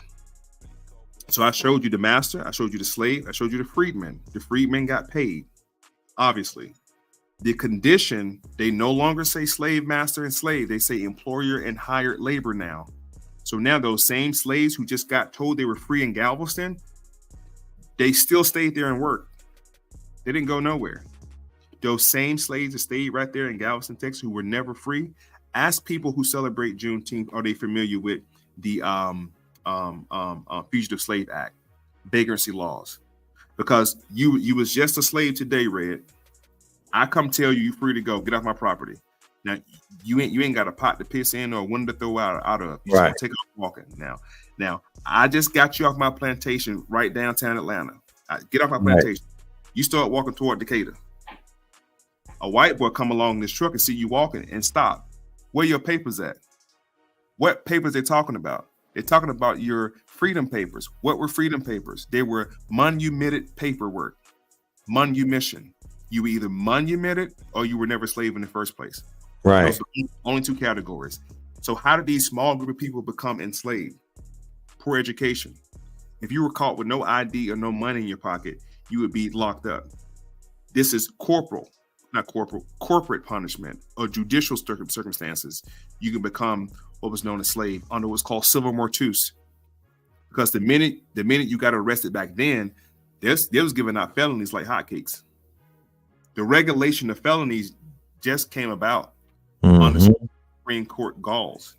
And they're still trying to fight. You can't give black people so many felonies. Like the crime don't fit the punishment type deal, right? So then you have your boy Ronald Reagan sets up the war on drugs. Clinton come behind him and clean up. Biden was involved with that too. 3 strikes you're out rule. Because the only way they can get you back into property or into slavery was to change the laws. See, there's 2 areas. All honesty. Noble Drew Ali said this right here. I mean, he didn't say it, but it was in the Moorish Science Temple that I learned information. According to science, black means death. And I used to say, man, what they talking about? So one day the light bulb came on, and I said, which science they talking about? Political science and social science. Black means death. Those are the science, Moors. According to science, black means death. What science? Political science and social science. Those 2 areas, black do mean death. Drop the bomb. Civil mortuus, thank you. Civil mortuus comes under the political ramifications. Civil mortuus also comes under civil ramifications. The 13th Amendment is a civil remedy. Civil mortuus is a civil remedy. The Black Christian Code, civil remedy. Code New War, civil remedy. Civil rights, civil remedy. Nothing changed, people. So the fact that you're celebrating Juneteenth, out of this letter that was read to them out loud, I hope you now understand how silly it is. Now, what happened, we don't have time today, but what really happened was the freedmen in this letter, and there's a picture in Juneteenth, a couple of freed Negroes are standing in front of a black and white picture with a dress on, right? Women, I'm sorry. Those freedmen then begin to teach those newly freed slaves how to vote. And out of that act, they begin to terrorize Negroes, lynch Negroes, and set up new judicial hurdles. You had to have a literacy test before you vote back then, just like now. They still can't read. A literacy test was set up. They charged a poll tax. Negroes ain't got no money to go to the polls and vote no more. Facts. So the lynching and the terrorizing of Negroes you see in slave movies, that happened after slavery, not during slavery. Not during. The bodies were insured. The insurance companies like Aetna out of Connecticut and MetLife, they were actually created off of the slave labor and the human trafficking and the insuring of every single piece of the body. Can you pull up Fancy Girls in Louisiana real quick? I want to show people, Fancy Girls for sale and in Louisiana, because, you know, once again, studying our history will show you that they are playing the quote unquote, they're playing from the same playbook, and all they're doing is just, it's like a factory update, but it's the same game, right? hold on. I'm not getting fancy girls for sale in Louisiana. Mm-hmm.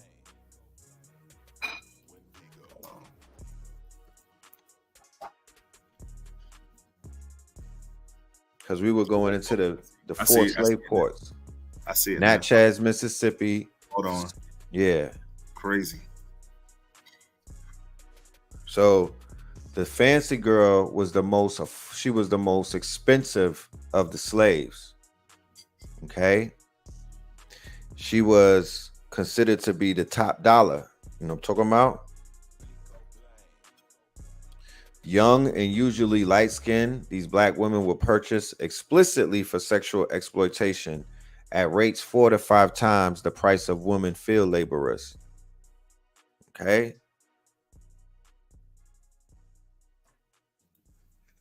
Dang, that's crazy. You go to the image and look at them. Go to the image. See what they're doing to our women right now. Oh, that's crazy. Right? Remember, they have this whole thing. They're the most expensive, right? So now they have our women selling themselves online and posturing that they are these fancy girls, that they're the ones who are for the sale for the highest bidder. Oh man. Right? And they have them dressing like these they got them in cowgirl suits, you know what I mean, half dressed, you know, and basically looking for somebody who could afford them. Right? Ice Spice is bending over, touching the product and whatnot. She's showcasing the product. You know, it's a highly sexualized industry of women on sale now who are convincing other young women to be on sale to the highest bidder. Oh boy. Wow. You know? So these are the fancy girls that are being sold.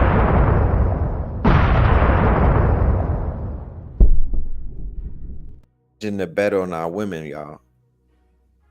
Billion-dollar corporations are now involved in this human trafficking, and people are talking about they're highlighting, you know, the horrors of the rappers like Diddy and them, but it's literally a sex trade taking place in front of our faces, and they out here trying to indoctrinate little babies, little Debbie's daughters, you know what I mean, of the struggle into the trade.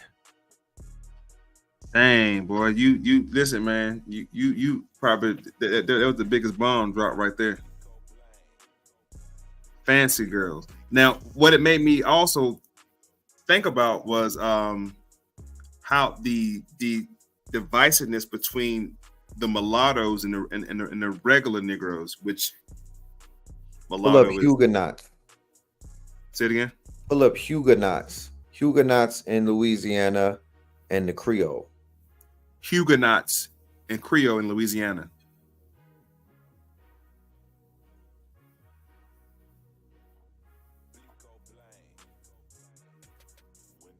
Click on that first one, a Creole Huguenot.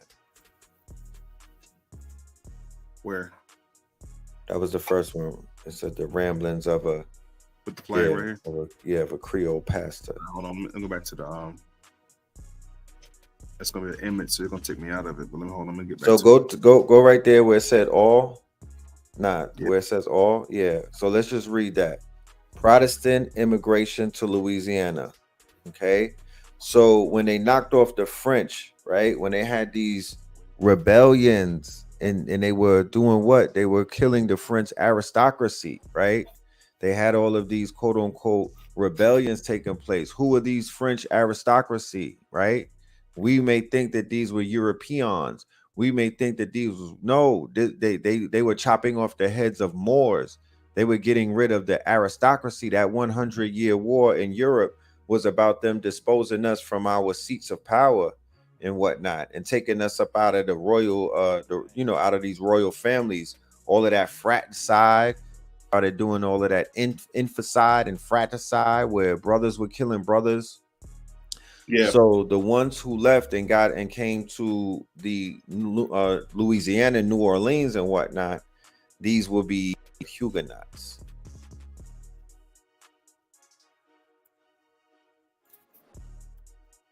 It said, hold on, let me get it's going.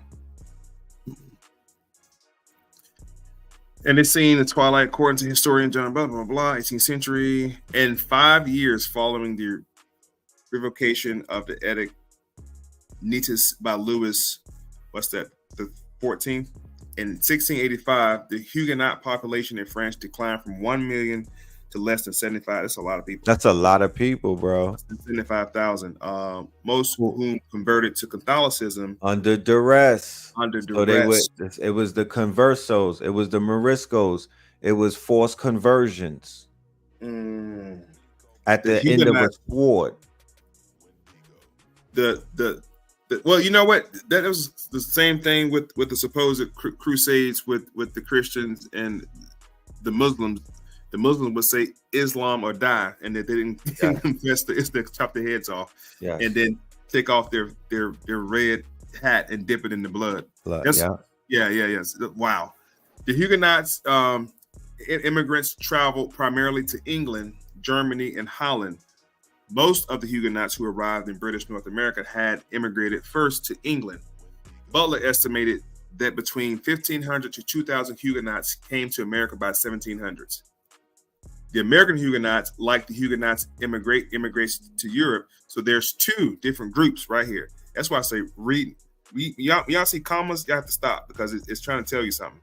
So the American Huguenots are like unto the Huguenots who immigrated to Europe. So there's two different groups of Huguenots. Yes. Quickly assimilated into their host community in Massachusetts, the same territories, bro. Yes. The same territories, King Philip's War, and 1700s too. In Massachusetts, South Carolina, Massachusetts, South Carolina, New York, the colonies to which the majority of the Huguenot migrated, many attained material success and married outside of the church. Butler blames the disintegration of the Huguenot communities in part to the incredible pathology of the 17th century French Protestantism. Right. The Huguenot clerical were poorly prepared to exercise an instrument of the church government in exile. The French Protestant church. Mm-hmm. And the court. I want to point out again why I'm protesting the church. I'm sorry, they're protesting Babylon. The Protestants is the protest. They're protesting. There's the Great Schism or the Great Ism. The first one, you have the Russian Orthodox or the Greek Orthodox. That's who Putin and them are. That's who they follow, and those are the ones who will show you the Black Madonna and the Black Christ. The Holy See is not. That's Babylon. That's the seat. That's the crown in the church. Those are the ones who created. They got the Crusades going, Inquisition, and all of this.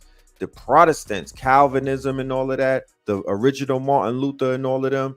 Those were the protesters, okay, and they were persecuted, but they was like, we ain't riding with Rome and whatnot. Fire bun. But please continue. No, listen, we definitely in alignment with that right there. I want to point out because I said earlier about the pilgrimage of the Quakers and the Brownings, the Puritans, and the Calvins. What were the fourth link to that right there? Yes. This was oh boy, so much stuff, man. This we're talking about right now in the 17th century with these Quakers and so forth. This kicks off what is better not write this down now. It's known as the first oh god, hold on. I lost my train of thought with that because I was thinking about all three of them at the same time. This was the first push of a religious reform in North America. It's called the First Great Awakening. Mm-hmm. The Second Great Awakening happened shortly after that, and the Third Great Awakening happens at the end of the 1800s, in the early 1900s. This when you get Father Divine, Sweet Lady Grace, and everybody else. And the third reform, and Noble Drew Ali comes in the third religious form movement of the Great Reset. Right. But the prophet was trying to remind us of who we really were. That's why you hear those stories of him on a corner in Newark, New Jersey, sitting on the milk crate saying that you're not Negro, you're not Black, you're not colored folk. Because he was trying to, hey, before y'all get caught up in all this other stuff, remember who you were. remember who y'all are. Right. Hey, this is who y'all are. Right. Come on now. The saving grace. But the 17th century French Protestantism and the Huguenot clergy were very poorly prepared to exercise the instruments of the church government in exile. The French Protestant church in the quarter century prior to the revocation of the Edict of the Nantes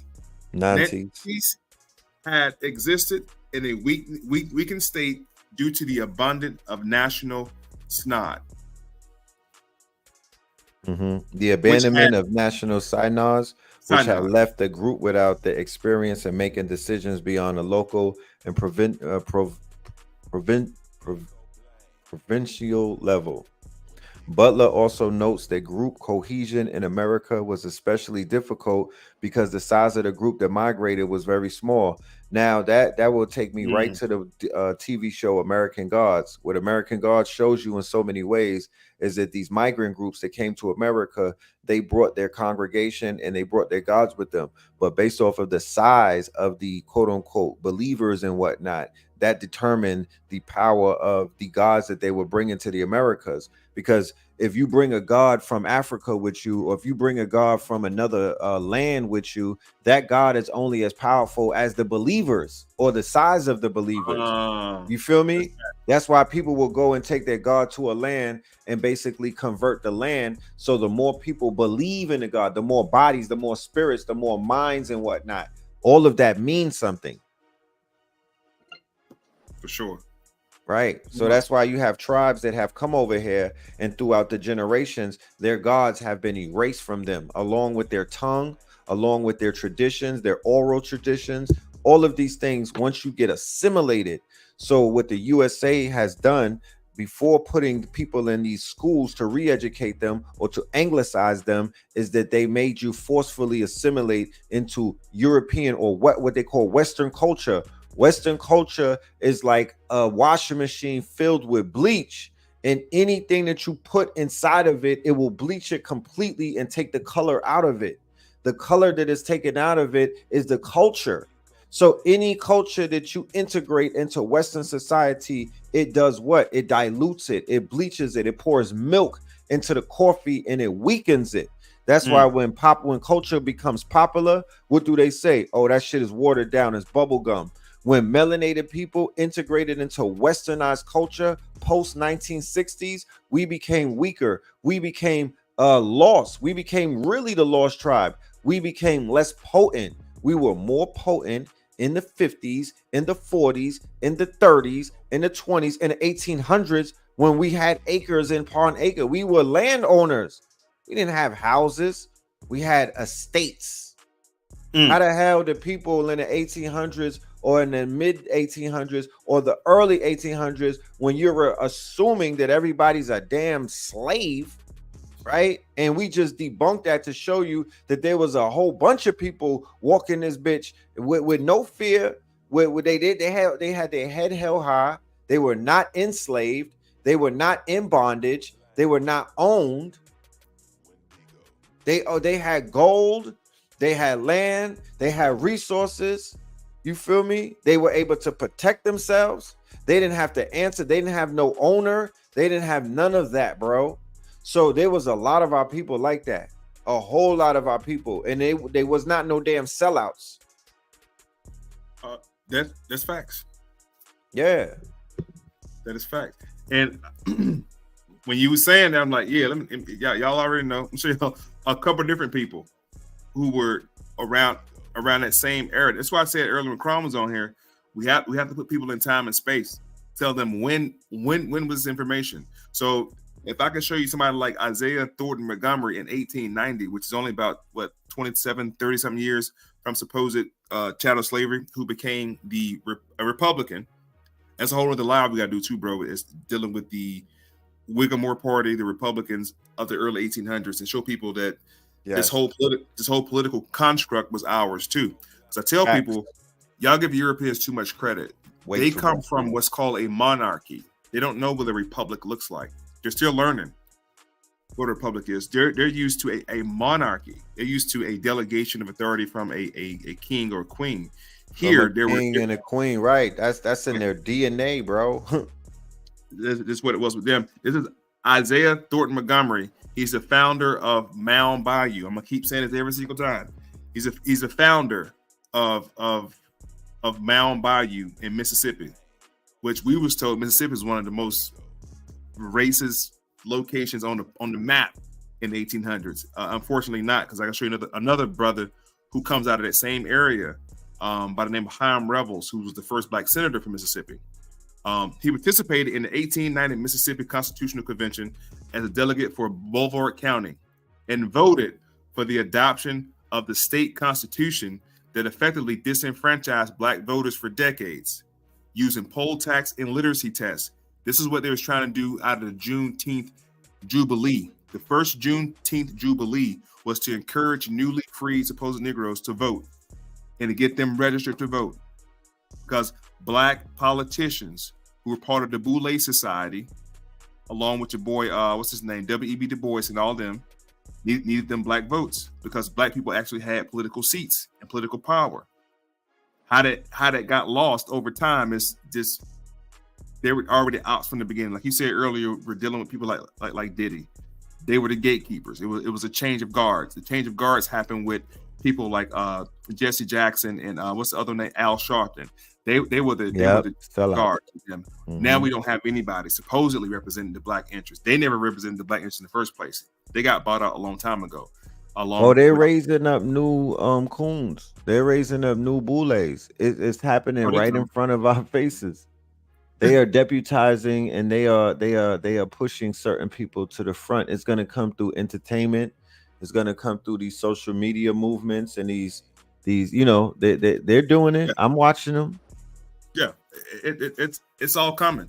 So this 1890 legislation from the Mississippi Constitutional Convention now said that Negroes had to pay a poll tax and literacy test. This is 1890. This is only 20-something years, 30 years barely after 1866, Galveston, Texas, which is our inheritedly holiday of Juneteenth. Go research how those freedmen who mentioned in that letter was trying to get those Negroes to vote, to get them qualified to vote. Now here we have 1890, same thing happening. It's all around politics and legislation. I told you, according to science, black means death, political science, civil science. I'm sorry, social science, social studies. Mm-hmm. Same variant. So Isaiah T. Montgomery, he was let me show you who he was. He was born into slavery, which is a system. I told you that earlier. That's a system. Enslavement is a system. So the 1800s, they're showing you a system of enslavement. The earlier slavery of the 1600s out of Africa, they were in a form of bondage through war. Mm-hmm. They were actually POWs. And we say war. We showed you the 100-year Indian War here in North America. There was a global war. That was really the first world war, all intents and purposes. That was the first time countries from overseas declared war on nations on this part of the land and came over with the wrath of God. And when they couldn't persuade the natives, that's when they released their goon squad called the conquistadors. Facts. When the conquistadors had one mercenaries. It was no negotiation. They came here. Those were mercenaries. They sent in the ops first. That was Lewis and Clark and everybody. There weren't no explorers. Cortez wasn't no explorer. No surveyors. Right. Those were the ops. Scouts. Yeah, there were scouts to come on. Right. What tribes over there? Go learn their language and come back. Right. Columbus came 4 times over here. I tell people on the second trip, he had a man by the name of Ponce de Leon with him. When he brought Ponce de Leon set up St. Augustine in Florida to lay claim to Florida as Spanish territory, and he became the governor of Rich Port, that y'all call Puerto Rico. Once they had the stronghold on Florida, they had no interest in Georgia and Alabama, Georgia and the coast. They had no interest of what's called the Gullah Sea Islands. Their interest was in the heart of Central America, North America, because they heard about the land of gold. Right. They were chasing those tails. Yeah. But then let's go to the gold rush in Georgia. North Georgia, the North Georgia gold rush. And they couldn't get into Georgia, North Georgia mountains. They couldn't get into Georgia like that. You know what I mean? But once they pushed through, It was on and popping. Henceforth, why they found that after they cleared the land. You know what I mean? They wasn't able to touch that before they did the Trail of Tears. So when they got them up out the land, then they were able to find mountains of gold, which Noble Drew Ali talks about. That's crazy, right? So we got red clay in Atlanta because the land is full with gold.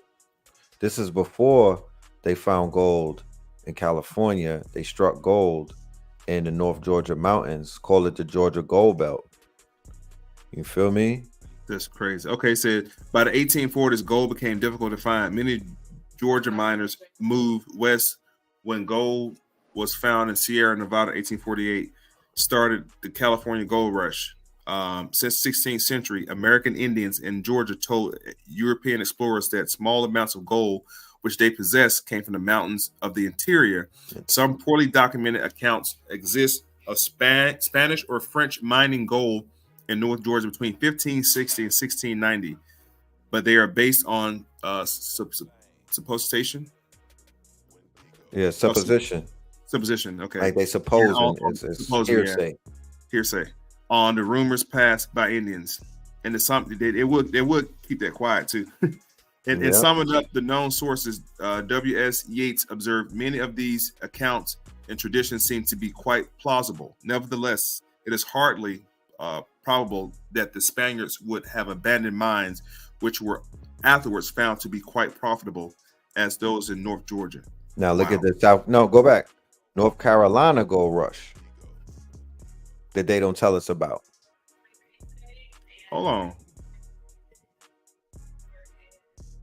Okay, I forgot about DeSoto. I remember Cortez, but DeSoto. Hernando DeSoto, yeah, he was another one of those. You got Pizarro, you got Hernando DeSoto. You know, these are the ones. These are the conquistadors. These are the scouts, the man of war. These are the pirates. That's what they are. He led an expo in 1540. Came across a young native who showed the Spaniards how gold was mined, melted and refined. We don't show them. Oh, well, why we didn't show them shit. Yeah. Isaiah Bird Suna, a former Cherokee chief, claimed his people knew of gold in the area as early as the 16th century when DeSoto passed through in the region. 1799, gold was discovered in Columbus County, North Carolina. Remember, family, the word county means conquered land. I want to take just 2 seconds to educate people real quick. County means conquered land, right? And because these Europeans are coming from Europe, they come out of what's known as the feudal system or feudal law. Right. And within the feudal system of feudal law, they set up what are known as parishes or estates. And parishes, estates, counties, boroughs, so on and so forth. These counties or these estates are governed by a governor. We call them governors. So all 48 colonies, I'm not going to call them 48 states, I'm calling them what they are. All 48 colonies has an overseer called a governor. Yes. Then the governor passes out little pieces of paper granting land grants to counties to establish their territory. Now, the nucleus of the county is the municipality called a city or a township, which has to incorporate itself under the corporation of the state. So Georgia incorporated 1735, the county of Walton County, Greene County, Clark County, Fulton County were all established under that same charter. Not with the same date, though. So each city in every state has a different date, and that seal is usually inside the court somewhere behind the magistrate, to showing the corporate interest of that particular land. Facts. And this is all the corporate interest of the county, of the state. And the people who agree to do business within the county are located under a fictitious geographical code called a zip code. And under your zip code, you are never indigenous for the zip code. You only reside. You are a resident of the zip code. Right. And you agree to do business with them. two things the court don't tell you out loud. The court is under what's called presumption and assumption. They assume or presume you know what you're doing. All right, just point that out real quick. Well, are we going through the different counties and cities and states? We're seeing that there's gold and other great soil everywhere. How did they get this stuff? If it was so many of us, how did they get it? We're showing you. They took it. Right, they took it. So wherever there's a 17-pound piece of gold, there's a lot more where that comes from. Okay. Wow. If you find do you know how many goddamn bars of gold that is? 17 pounds. Yeah. that's unrefined. Now, yeah, that's it's I do know. I know that Stone Mountain runs under the whole state to Atlanta. Crystal Mountain is what they originally called it. Crystal Mountain ends in Atlanta. And the city of Atlanta sits on top of the last quarry. I can show you now. Georgia is known for one of the hugest quarries, of course, in the country. Right. Let me just share. Let me read this, and then we jump on something else. The gold belt was extended north into Virginia and south into South Carolina, Georgia, and Alabama. So don't let anybody try to convince any one of you that if your ancestors come from these areas that ye are not rich. Don't let nobody tell you that you are some type of, don't let nobody lie to you. You come from a land that is naturally rich. Don't think that these lands had gold in it and our people didn't know for hundreds of thousands of years and just miraculously it popped up when some damn pale people popped up. That is not what was taking place. Okay? The people were not, they did not utilize overindulgence. It was plentiful. We did not live in lack. We are known as the haves and not the have-nots. The mentality that we have adopted is that of the have-nots. That's why we claim that our people have not achieved or received a true Juneteenth celebration. They're not liberated in the mind. They are still enslaved by falsehoods. The lights are out because of lies, because of falsehoods, and a plethora of psyops that are running concurrently. It's like viruses or malware on a system and whatnot. So we are the haves and not the have-nots. Ye are rich. We come from soil, mineral, and resource-rich land. Whatever's in the sky, in the water, and in the ground, right? What they call law, land, air, water. Oh boy, hold on, cuz. Hold on, man. You can't. You just be saying shit and be fucking.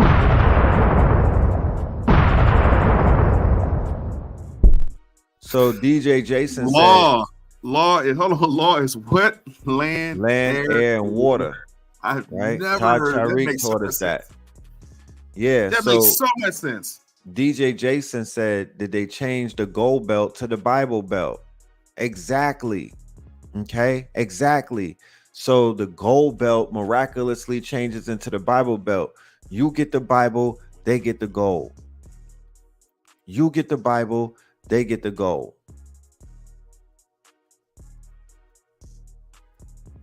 You know? Show y'all something else they used to call it too. Right. It was known as the black belt. The black belt. Yep. The American black belt. Okay. American black belt. Black belt in the American South. Right here. Same states you just named with all that gold in it. Right. All the gold, all the mounds. Very rich, super rich history. Right. They pillaged these states. Look at these states right here. This is where the majority of the NBA, the NFL, and the armed forces come from. This is where they source the black belts. When they have these scouts that go and look for us, these young bucks and whatnot, they're going into the black belt. They're going into the black belt. They're searching for the talent. They're searching for the front lines of the armed forces, and they're searching for the boxers, and they're searching for the basketball players. Right there, Alabama, Roll Tide, Arkansas, right? Texas, Georgia, Florida. That's what it's a specific stock and pedigree. That's it. Let me read real quick. It says the black belt in the American South refers to the social history, Two areas we suffer from the most is going to be political and social. According to science, black means death. Which science? Social, political. Yes. Right. This the black belt in the American South refers to a social history, social studies, civics, especially concerning slavery and the black workers of the geographical region known as the black belt. Okay. The black belt is a physical, it's a real place, is a physical geographical term referring to roughly crescent-shaped geographical formation of dark, fertile soil in the southern United States. Keep in mind that soil is called black gold. Yep. That soil is called black gold. That soil is so rich, okay, and it's so fertile, right? Remember, Nana and them had 30 children. They was heavy on the coke, they was heavy on the watermelons, and they were heavy on the yams and all of these other things. Heavy fertility, right? Fertility goddesses, okay? Think Venus Waldorf, the statue, but then think Big Mama in them, right? Not only was the soil fertile, but the women and the men were fertile as well. They were producers. They grow produce. Whenever you grow produce, you reproduce faster. Why? Because you don't have to worry about where you're going to feed them children. You're growing the food. So when you're producing and when you're in production, like in those states like Detroit, which were the manufacturing hubs and of America and whatnot, they had baby booms. Why? Because the men were producers. So if you could produce, your women will reproduce you because you're working off the trade, your hands, you're growing your money, the crops is what feeds your family and you get money off of it. This is how we were functioning properly in the Bible, the black belt before it became the Bible belt, in the Gold Coast before they came and took it and gave us the Bible. We were functioning, we didn't need anybody. This was and as we were showing you earlier, the Trail of Tears is removing us off of the black belt and taking us to other places, is removing us off of the gold rich land. But can you pull this one thing up? Put oil in Tulsa, Oklahoma. Oh Lord. Yeah. Oil wealth in Tulsa, Oklahoma. Okay. Just to show you, go ahead. I would say while I'm getting that, what I'm showing you right now became the reason for the Civil War. This became the reason right here because the South, Virginia, Texas, Tennessee, those same states outside of Maryland end up seceding from the Union. Go look it up because they discovered the wealth that they had in the South at that time. They discovered the gold. They discovered the black rich soil. I'm gonna show you something that's about to tell you right now about Tulsa, Oklahoma. They discovered Texas, thousands of oil rigs down there in Texas. Rich oil. They're living off of our wealth. They're claiming to be billionaires. And I didn't know this, bro. Hold on. Shit. All of this face Rick shit. Look, the oil capital of the world. Come on, fam. Come on, fam. Come on, fam. I did not know that, bro. So the land is so rich. Look at that. The land is so rich that they marched our people from gold and mineral and resource rich land. The land in America is so rich that they were taking us on the Trail of Tears and they marched us into Tulsa, Oklahoma, into the oil capital of the world. What's fucking with that? Yep.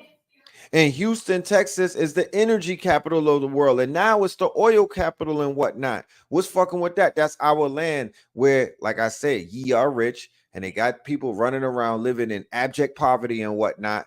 But everything underneath your feet is worth something. You looking at these people and you calling them out. You're not calling them who they are. These are illegal aliens that are living off of your resources and living off of the land, and they've been out here killing and robbing. They need the RICO. We need to put the RICO on all of them. They need the RICO, and I ain't talking about that ass. It's a huge racketeering type of thing. I'm gonna leave you with this one because I got you.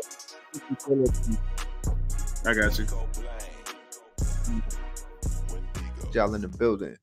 When in Rome, 24, the Jason months. You know what I mean? We got July, August, September, October, November coming up, and it's going to get real crazy outside just based off of what we are forecasting in this first 6 months of 2024. The way that they end this shit is going to be with a bang. But I want to just leave you with this. Wilmington Massacre, 1897. Can you please pull that up? And this is how they took over the South. This is how they took over the South, and this is what put them in a position of power that they're in. Put Wilmington Massacre, the first coup d'etat in America. Just put WIL, Wilmington Massacre. Right? Click on it. It's a coup. I was gonna say what it is. It's a coup, right? It's the first coup d'etat in America. And if you don't know what a coup d'etat is, I need you to really go figure it. This is not a regular lynching. This is not a regular riot. This is a coup d'etat. Wow. This is bigger than Black Wall Street. This preceded Black Wall Street. If this never happened, they could never do a Black Wall Street. A coup d'etat is a taking over of a government. They took over the government by way of the Wilmington Massacre, and then they took over the whole entire South. This was the Democratic Party. Look, in 1897, North Carolina's Democratic Party decided to embark on a white supremacy campaign to try to drive the populace and the Republican politicians out of office during the 1898 election. The campaign used speeches, propaganda, and cartoons and the threat of violence to create support for white supremacy. Okay? For y'all running around thinking that we was tattered and we was slaves and we was we was what's that nigga name? Jeff on the roof. You know what I'm talking about? Chicken that. No, we were Black Republicans. We had firearms. We had hospitals. You know what I'm talking about? We had our own churches, and that church is chicken. We had our own restaurants. We had our own banks. And we were not Democrats. We were not a part of that shit right there. The demo system. Yeah. The Democrats took the election on November 10th, 1898. Look at these dates, man. Y'all look at these dates. 1898. That's about what, 6, 8, 4, about 5 to 7 years before we get 1920s. Not to say 20 years. 20 years before the 20s, before Drew Ali and the family. And we have this wave of consciousness that affects us for the next 100 years. But prior to the 20, and Black Wall Street is the 20s as well. The roaring 20s. Yep. Now, it is said that Allah always sends a prophet before the great and dreadful day. Every nation has its own prophet before the great and dreadful day. This is when we got ours, because we were about to get duped financially. Remember, Black, according to science, is what? What science is I told you all about? Political science and social science. Now, politically, the brother just showed you politically right here what's about to happen to Black folks. Politically is what happened. Now, your name is also about to get changed again, also, because remember, it's going to go from colored. I mean, sorry, from Negro to colored to Black in the same time frame. It's about 1980. Then you're African American with Jesse in them. That's the political ramifications of being Black. Now, the social ramifications of being Black also happens at the same time. You get Tulsa, Oklahoma. You get Jim Crow, which is a social construct. Right. Jim Crowism wasn't political. It was a social move. Social engineering. Come on, man. This is what happened though. On November 10th, 1898, two days after the consent election, a mob of armed white men marched to the office of the Daily Record, our own newspaper. We don't have that no more. Vibe and Source magazine was the last version we had, unfortunately. Right. Shouts out to the Daily Call from the Nation of Islam. They still that's still going. Still going The local African-American newspaper and set it on fire. After burning the Daily Record office, the violent mob then took to the streets and on the north side of town attacked African-Americans. An unknown number, I bet it was, of African-Americans died. Other people, white and black, were banished from the city. And on the same day, local election officials were forced to resign and were replaced by white supremacist leaders. There you have it. Once referred to as a riot, these events are now widely understood to have been white supremacist massacres and coup d'etat. A coup d'etat, which, according to your chat, a coup d'etat, the definition is a sudden, violent, and unlawful seizure of power from a government. It's a coup. Okay, so there was a coup that created what you know now as the Deep South today, right? Or this quote unquote good old boy network, the Deep South, the political apparatus of that, the political apparatus of the Deep South was created as a result of the Wilmington massacre. Right. Now, when I pull up Reconstruction, right, you ain't gonna see nobody build nothing. You ain't see no cranes, no trains, automobiles, no supplies, no wood supplies. They're not building anything. The Reconstruction was dealing with political ramifications of voting. This is the Reconstruction era. It's a picture from the Freedmen's Bureau. You see the Reconstruction because what the South looked like politically at that time frame, it looked like this. That's facts. We were the Republicans. We were the Republicans that ran the South. That's facts. Okay, whether you realize it or not. And when it comes to, I see somebody in the comments, Harlem was the 1920s. Well, the Harlem Renaissance more so. Yeah, I'm sorry. The Harlem Renaissance was the 1920s. Before you even get into anything dealing with New York, you have to go here and deal with what's called Bedford-Stuyvesant, which was the first black community before Tulsa, Oklahoma, established. Mr. James Weeks established that situation. Facts. And call it Smurf Village now. Watch this. Over time, Weeksville became both a safe haven and refuge from violence and oppression, and a place for African people throughout the diaspora to seek political, economical, and cultural dependence. By 1850, it had become the second largest community of free men and women in the pre-Civil War. The second one. Man. And this is prior to Tulsa, Oklahoma. Prior. There were several communities. Series. Yeah. They need their own webisode series, because if you in Brooklyn, if you in Bed-Stuy, you will not know that. That's a hood right now called Smurf Village. You will not know that Weeksville, right there on Utica, was the second biggest jump off. Watch what happens. What is Brooklyn known for historically? Sugar refinery.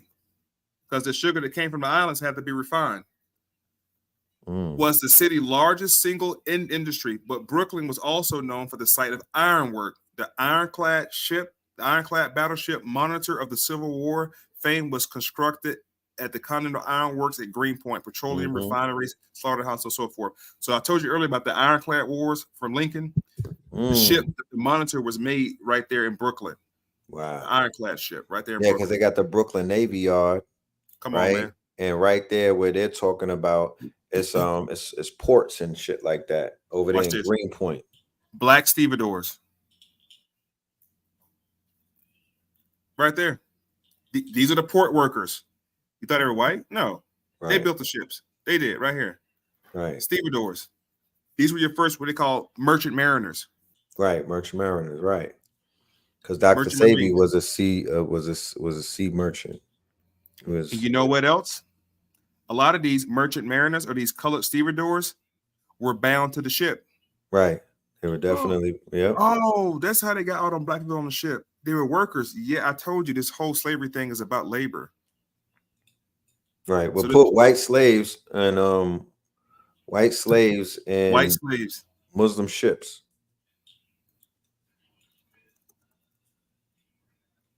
Oh, white slaves, Muslim masters. Yeah, it looked even better right there. Yeah. because people don't know nothing about that. They were the ones that were rowing the boat, row the boat gently up the sea. They had them motherfuckers on the ships. You know what I'm talking about? They were the rowers. You know, and during the Civil War or the Civil War, you know, they were all of these reports about these white people who were butt naked and barefoot. They called them banshees and whatnot. They had a banshee cry. They had a war cry. You know, a lot of them were on these. Yeah, a lot of them were on these damn plantations. You know, these European. They have pull up chimney cleaners. Chimney cleaners. I already know where you're going. Blackface like a motherfucker. No, these were white. They was putting little white babies in chimneys. Yeah. Click on that one, the history of chimney cleaners next to it. Yeah. Hold on. So if they had so much damn slavery, why would they put their little children in a chimney to clean it? Who would put their child in a chimney if they was running plantations? It just don't make sense. Chimney sweeping goes back to honorable profession. Oh, it's honorable. It goes to 16th century England. The fireplaces date back to the early Roman times. Let me put children in there. Put Irish children. Master sweeps took in homeless young boys. That's what I was hoping I was going to see, because now we're walking towards that. Now we can go into the orphan trains. We're gonna get into the orphan trains, the Cabbage Patch Kids, the Garbage Pail Kids. Come on. And that's how white folks end up getting what was known as welfare, due to that fact. And those young boys and young Caucasian ladies and young boys were just running rampant through the streets of the city. Right. There were no black gangs at this time, family. Right. Click on images. There were no Crips and Bloods at this time. There was a lot of white gangs, though. A lot of white gangs. The Purple Gang. So what ends up happening is they set up these outposts for these children to come work. There were no child labor laws. Look at this shit. They putting the babies inside the chimney with a rope to clean the chimney. Right. Good God Almighty. That's just one of the things that they were doing with them. Mary Poppins, the movie Mary Poppins. I forgot about that. Orphan Nanny. Orphan Annie. Yeah, all that. Just pull up the orphan trains now real quick. Oh my God, I forgot about this shit, bro.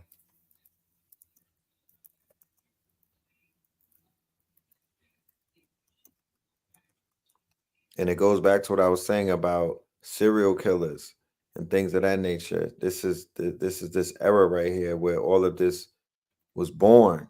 You know what I mean? Damn. So how the hell do they got orphan trains in a time when these people are supposed to be civilized? Oh, they supposed to have slavery wealth and all of this cotton wealth. That's a crock of shit.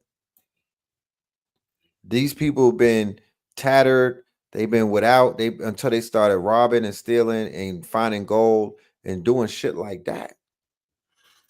While they operated, orphan trains moved approximately 200,000. It's almost 250,000 children from cities like New York, Boston, and American West to the American West to be adopted. They sent them out west to work.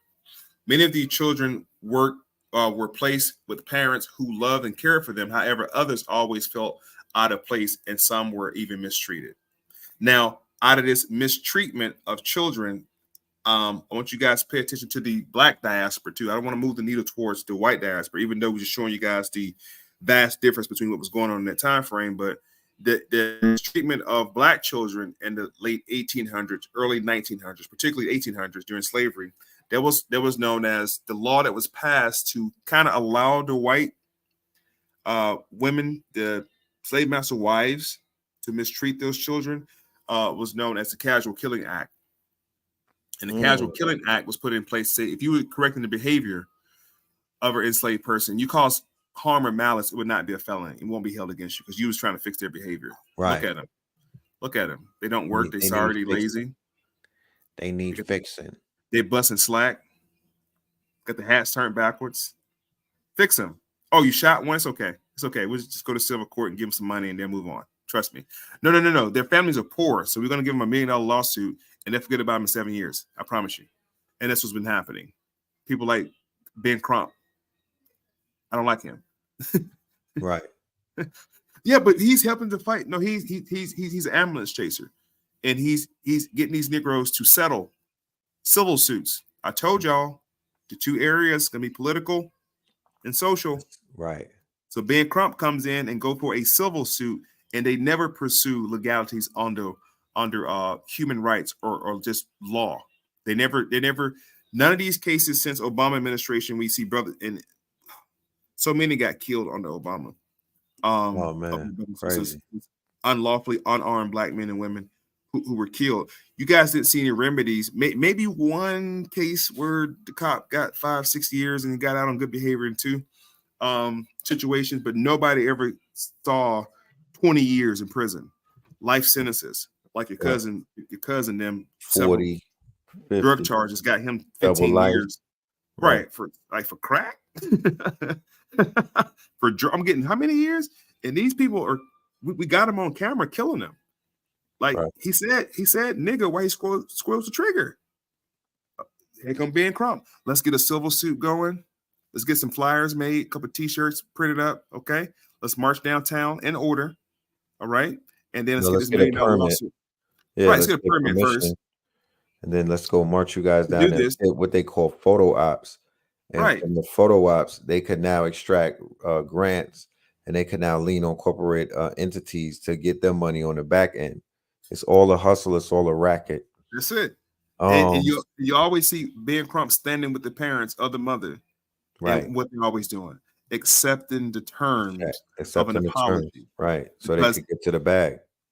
In that lawsuit that they settled for, it's a gag order. Right. They can't. You haven't seen Castile parents, the young man who got shot with the Skittles. You haven't seen none of their parents come forth with nothing else since then, have you? Not even a bio book, because they can't. The mother became elected official, Trayvon's mom's, but I seen her come and go. I didn't really see too much. I believe her name was Sabrina Fulton, but I haven't seen too much of her. You're not gonna see. Yeah, they neutralize you with that payoff. Similar how they did with the slaves. They were insured, so when they killed them, they had a little bag for you. They had some coins for you. You feel me? They had some shekels of silver. Let me show you this real quick. Mm-hmm.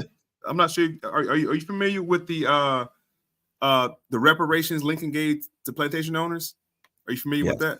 Yes, sir. Yep. The Emancipation Compensation Act. According to U.S. Senate, the Civil War. So, this is called the it happened in 62. So this is 3 years before 65. This is about 4 years before Galveston, Texas. 5 years before Galveston, Texas. Only in D.C. though, nowhere else. Okay, so don't get it twisted. The Compensation and Emancipation Act becomes a law. This is a law. This has never been overturned, never been challenged by Thurgood Marshall. Nobody ever challenged this law. It's a law. It's on the books. Originally sponsored by Senator Henry Wilson of Massachusetts. We have not left that same area the whole conversation. The act freed slaves in the District of Columbia and compensated the owners for $300 per person. This was a manumission. This is what was put in place to encourage other states to let go of the idea of slavery, to try to swindle or pivot the South out of free labor. This was Lincoln's first option. Right. Lincoln said, well, maybe if I just persuaded the owners to give up their slaves and pay them for it, maybe they'll do it. Now, psychoneurosis, as I'm telling you this right now, our mind is swimming with white slave owners. No, these black folks got paid in this too. Black slave owners got paid in this too. I don't have time to get into it, but I promise you they got paid on it too. they got money also. Facts. The Compensation Act of 62. Hold on, I'm trying to find some information real quick. Right here. In the months following the enactment of law, Commissioner approved more than 930 petitions and granted freedom to 2,989 former slaves. So those 2,989 former slaves were set free prior to Galveston, Texas, prior to 65, prior to the Emancipation Proclamation, already freed. But they were only freed in the District of Columbia. They can go where they wanted to go.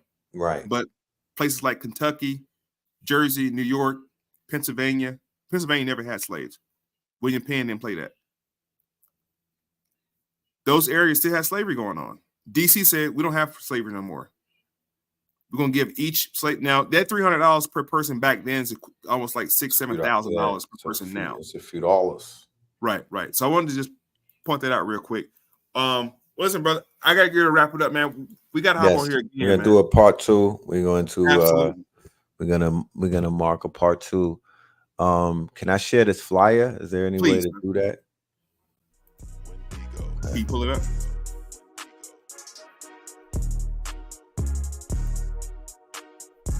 Hit on your end. Are you there you go. I got you. There we go, family. So we have an upcoming lecture. I do one lecture a month. I make sure to create content and stay on top of the narrative. This month we are doing a lecture entitled When in Rome. Woo. That's the series that me and Blue Pill started going all the way back to 2017 and whatnot. We've been doing When in Rome. So this is a narrative that we've been in front of. This is a quote unquote, I'm gonna pull it up again. This is a narrative that we've been on top of, and we continue to share with the family, things that are taking place. We have a special guest, and this one for this demonstration, we have Vicky Dillard, who's gonna be with us. We have a show with Vicky Dillard today on the channel at 4:00. If y'all want to be in the building, just make sure that you pull up and subscribe, and you'll be there on Know the Ledger when we have Vicky Dillard in the building.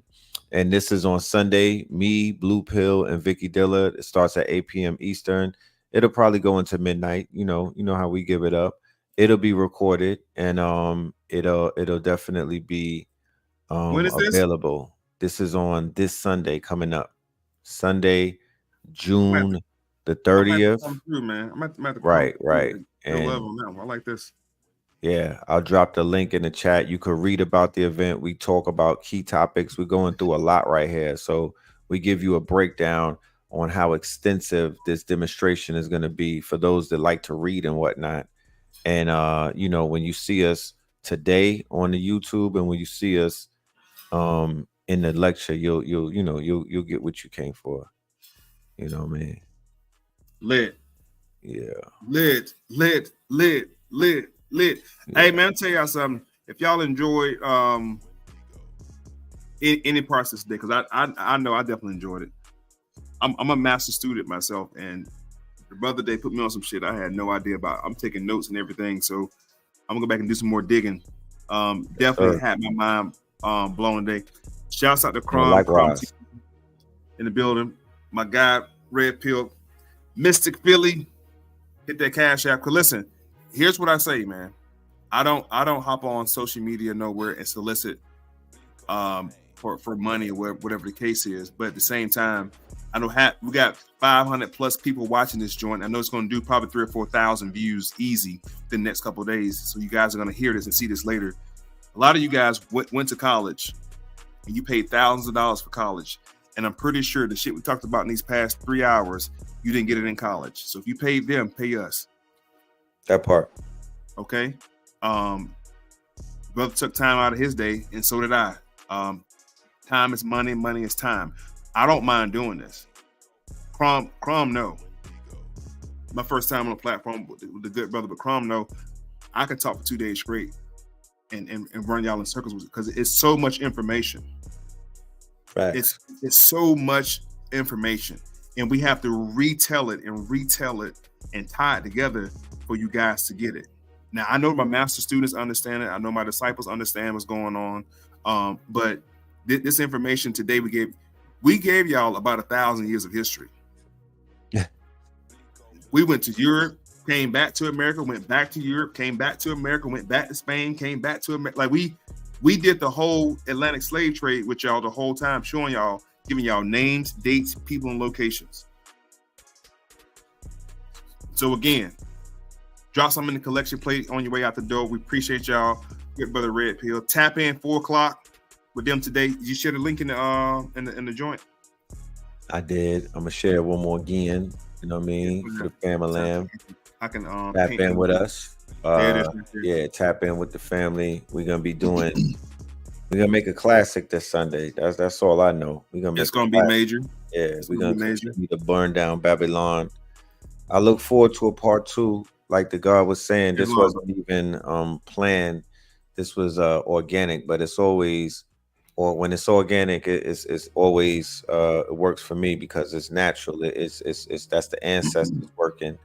Absolutely. And like the brother said, I could do this, but can y'all do it? You know what I mean? Can y'all do it? Because we gonna do our part, and the only thing that y'all have to do is your part.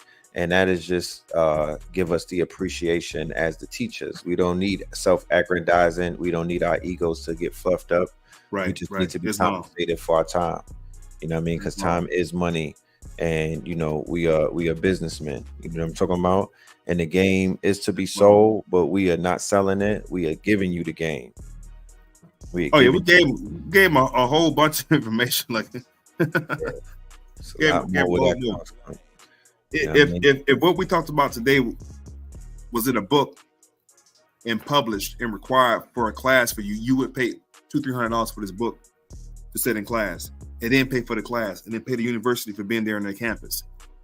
But from the comfort of your home or workplace, or wherever you are, on your phone or your laptop, you had a chance to hear 3 hours of unsubscribed, unsolicited, uncoerced, organic information about you and who you are, where you come from, who you belong to.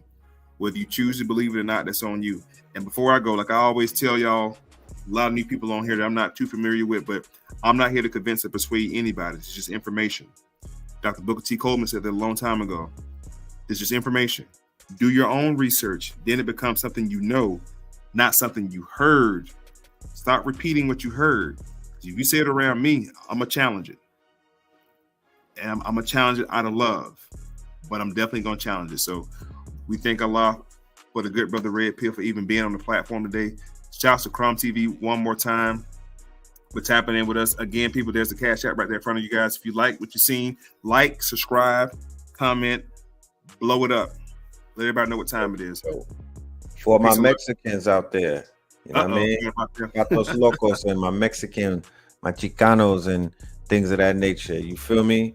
Yeah, we definitely learned some things about the history. We would encourage y'all, instead of being mad at Kendrick Lamar or feeling a kind of way, or you know, even whatever your discrepancies may be, we would encourage y'all to just be in class more. It's time to learn first. Let's not put the cart before the horse. The correction needs to get made in the history. There's some teaching that needs to take place. We're willing to receive some of y'all teachings, but when I went to Mexico, the Mexicans told me that the Olmecs preceded their quote unquote civilization, and they owe it to us, and we are the mother culture of Mexico. He didn't flinch when he said that. So I want the rest of the Mexicans who do business with us and who are amongst us and who feed and who benefit off of our culture, because y'all are out there rapping. Y'all are out there participating in hip hop. This is our cultural expression. We want y'all to, you know, give us the benefit of the doubt. Let us clean up our house. Let us get on those stages and get us right. And then, like every time and everywhere else, y'all will get invited. But we got work to do, y'all. And don't, you know, for the Mexican brothers that are fighting against the melanated brothers in the West Coast, I would, and behind the wall, I would say, why don't you make the first step towards peace? I got a feeling towards peace. I agree with you saying, but I got a feeling that there's a lot of old heads behind the curtain, of course, that probably benefit more from them being at odds than them being at peace. So beware them old heads too, man, behind the scenes. Because I heard a brother say, even with the American history, if you look at all the wars and fighting in America we've done overseas, whatever the case is, war is an old man's game. who put young people on the front line. A bunch of old men in suits. Yes. Elders for Council, Youth for War. And they're never out on the forefront. Yeah, right. Yes. It's always been that. They're never on the forefront. Ever, ever, ever, ever. So that's why the younger generations, though. The younger generations, the ones who are going to change it, right? Who may not be as quote unquote ignorant as their forefathers, or they might not lack the information of their forefathers. The thread or the throughway with the Mexicans is the Indian. That's the throughway. The throughway to the Mexicans is when we come back into the original tribe mind state, when we find out about these tribes, when we discover our Indian roots, when we finally accept that we are the Black Indians. Then we could be able to sit down with the Aztecs and the Olmecs and the Toltecs and things of that nature. Feel me? Amongst many other things. But I know that our people perish for a lack of knowledge. And for the Mexican people that are tapped in, they see us rising up. They see us learning. They see us turning our lights on. And they know that it's going to get greater later. We don't got no problems with them. We don't have no hangups with them moving forward. Those are some laborious people. If I need something done, I won't be a hypocrite. If I see a Mexican laborer, you know what I mean, and they are available, I will use them for their labor. You know what I mean? And we chop it up socially. There's similarities. Dude on the flyer right there, Mexican OT, bars. Wait, he hot. Bars. They just put him on a XXL cover for the freshmen. Out of all of the freshmen, not to say that he's the hottest, but he got bars out of that. So, you know, I've seen it in Houston with the Mexicans, and I've seen it in California with some Mexicans. I seen dudes rocking with them. And I rock with my Puerto Rican and Dominicans and stuff like that in New York. We rock out. You know what I'm talking about? We don't have no discrepancies in my city, me personally. And I know that ignorance exists everywhere. So we not walking in ignorance. No more. Well, y'all heard it here, man. Right here on Crumb TV. Big Brother Red Pill in the building. Tap in with us next time, man. We appreciate y'all. Much love. Hey, Red, we got to tap in again, man. Just let Crumb know. Let me know whenever, whatever, however you want to do it, bro. We hop on here and do it again, man. And definitely finish up, bro. Thank you, bro. Appreciate you. All right. Peace, y'all. There you have it, man. Brought y'all the heat, brought y'all the fire right here on Crumb TV. It's me, M.O.I, signing off. Peace and love. You are now watching Crumb TV. You're watching Crumb TV. This is Prema Asset in Los Angeles, Lamar Park, and you are now watching Crumb TV. You are watching Crumb TV.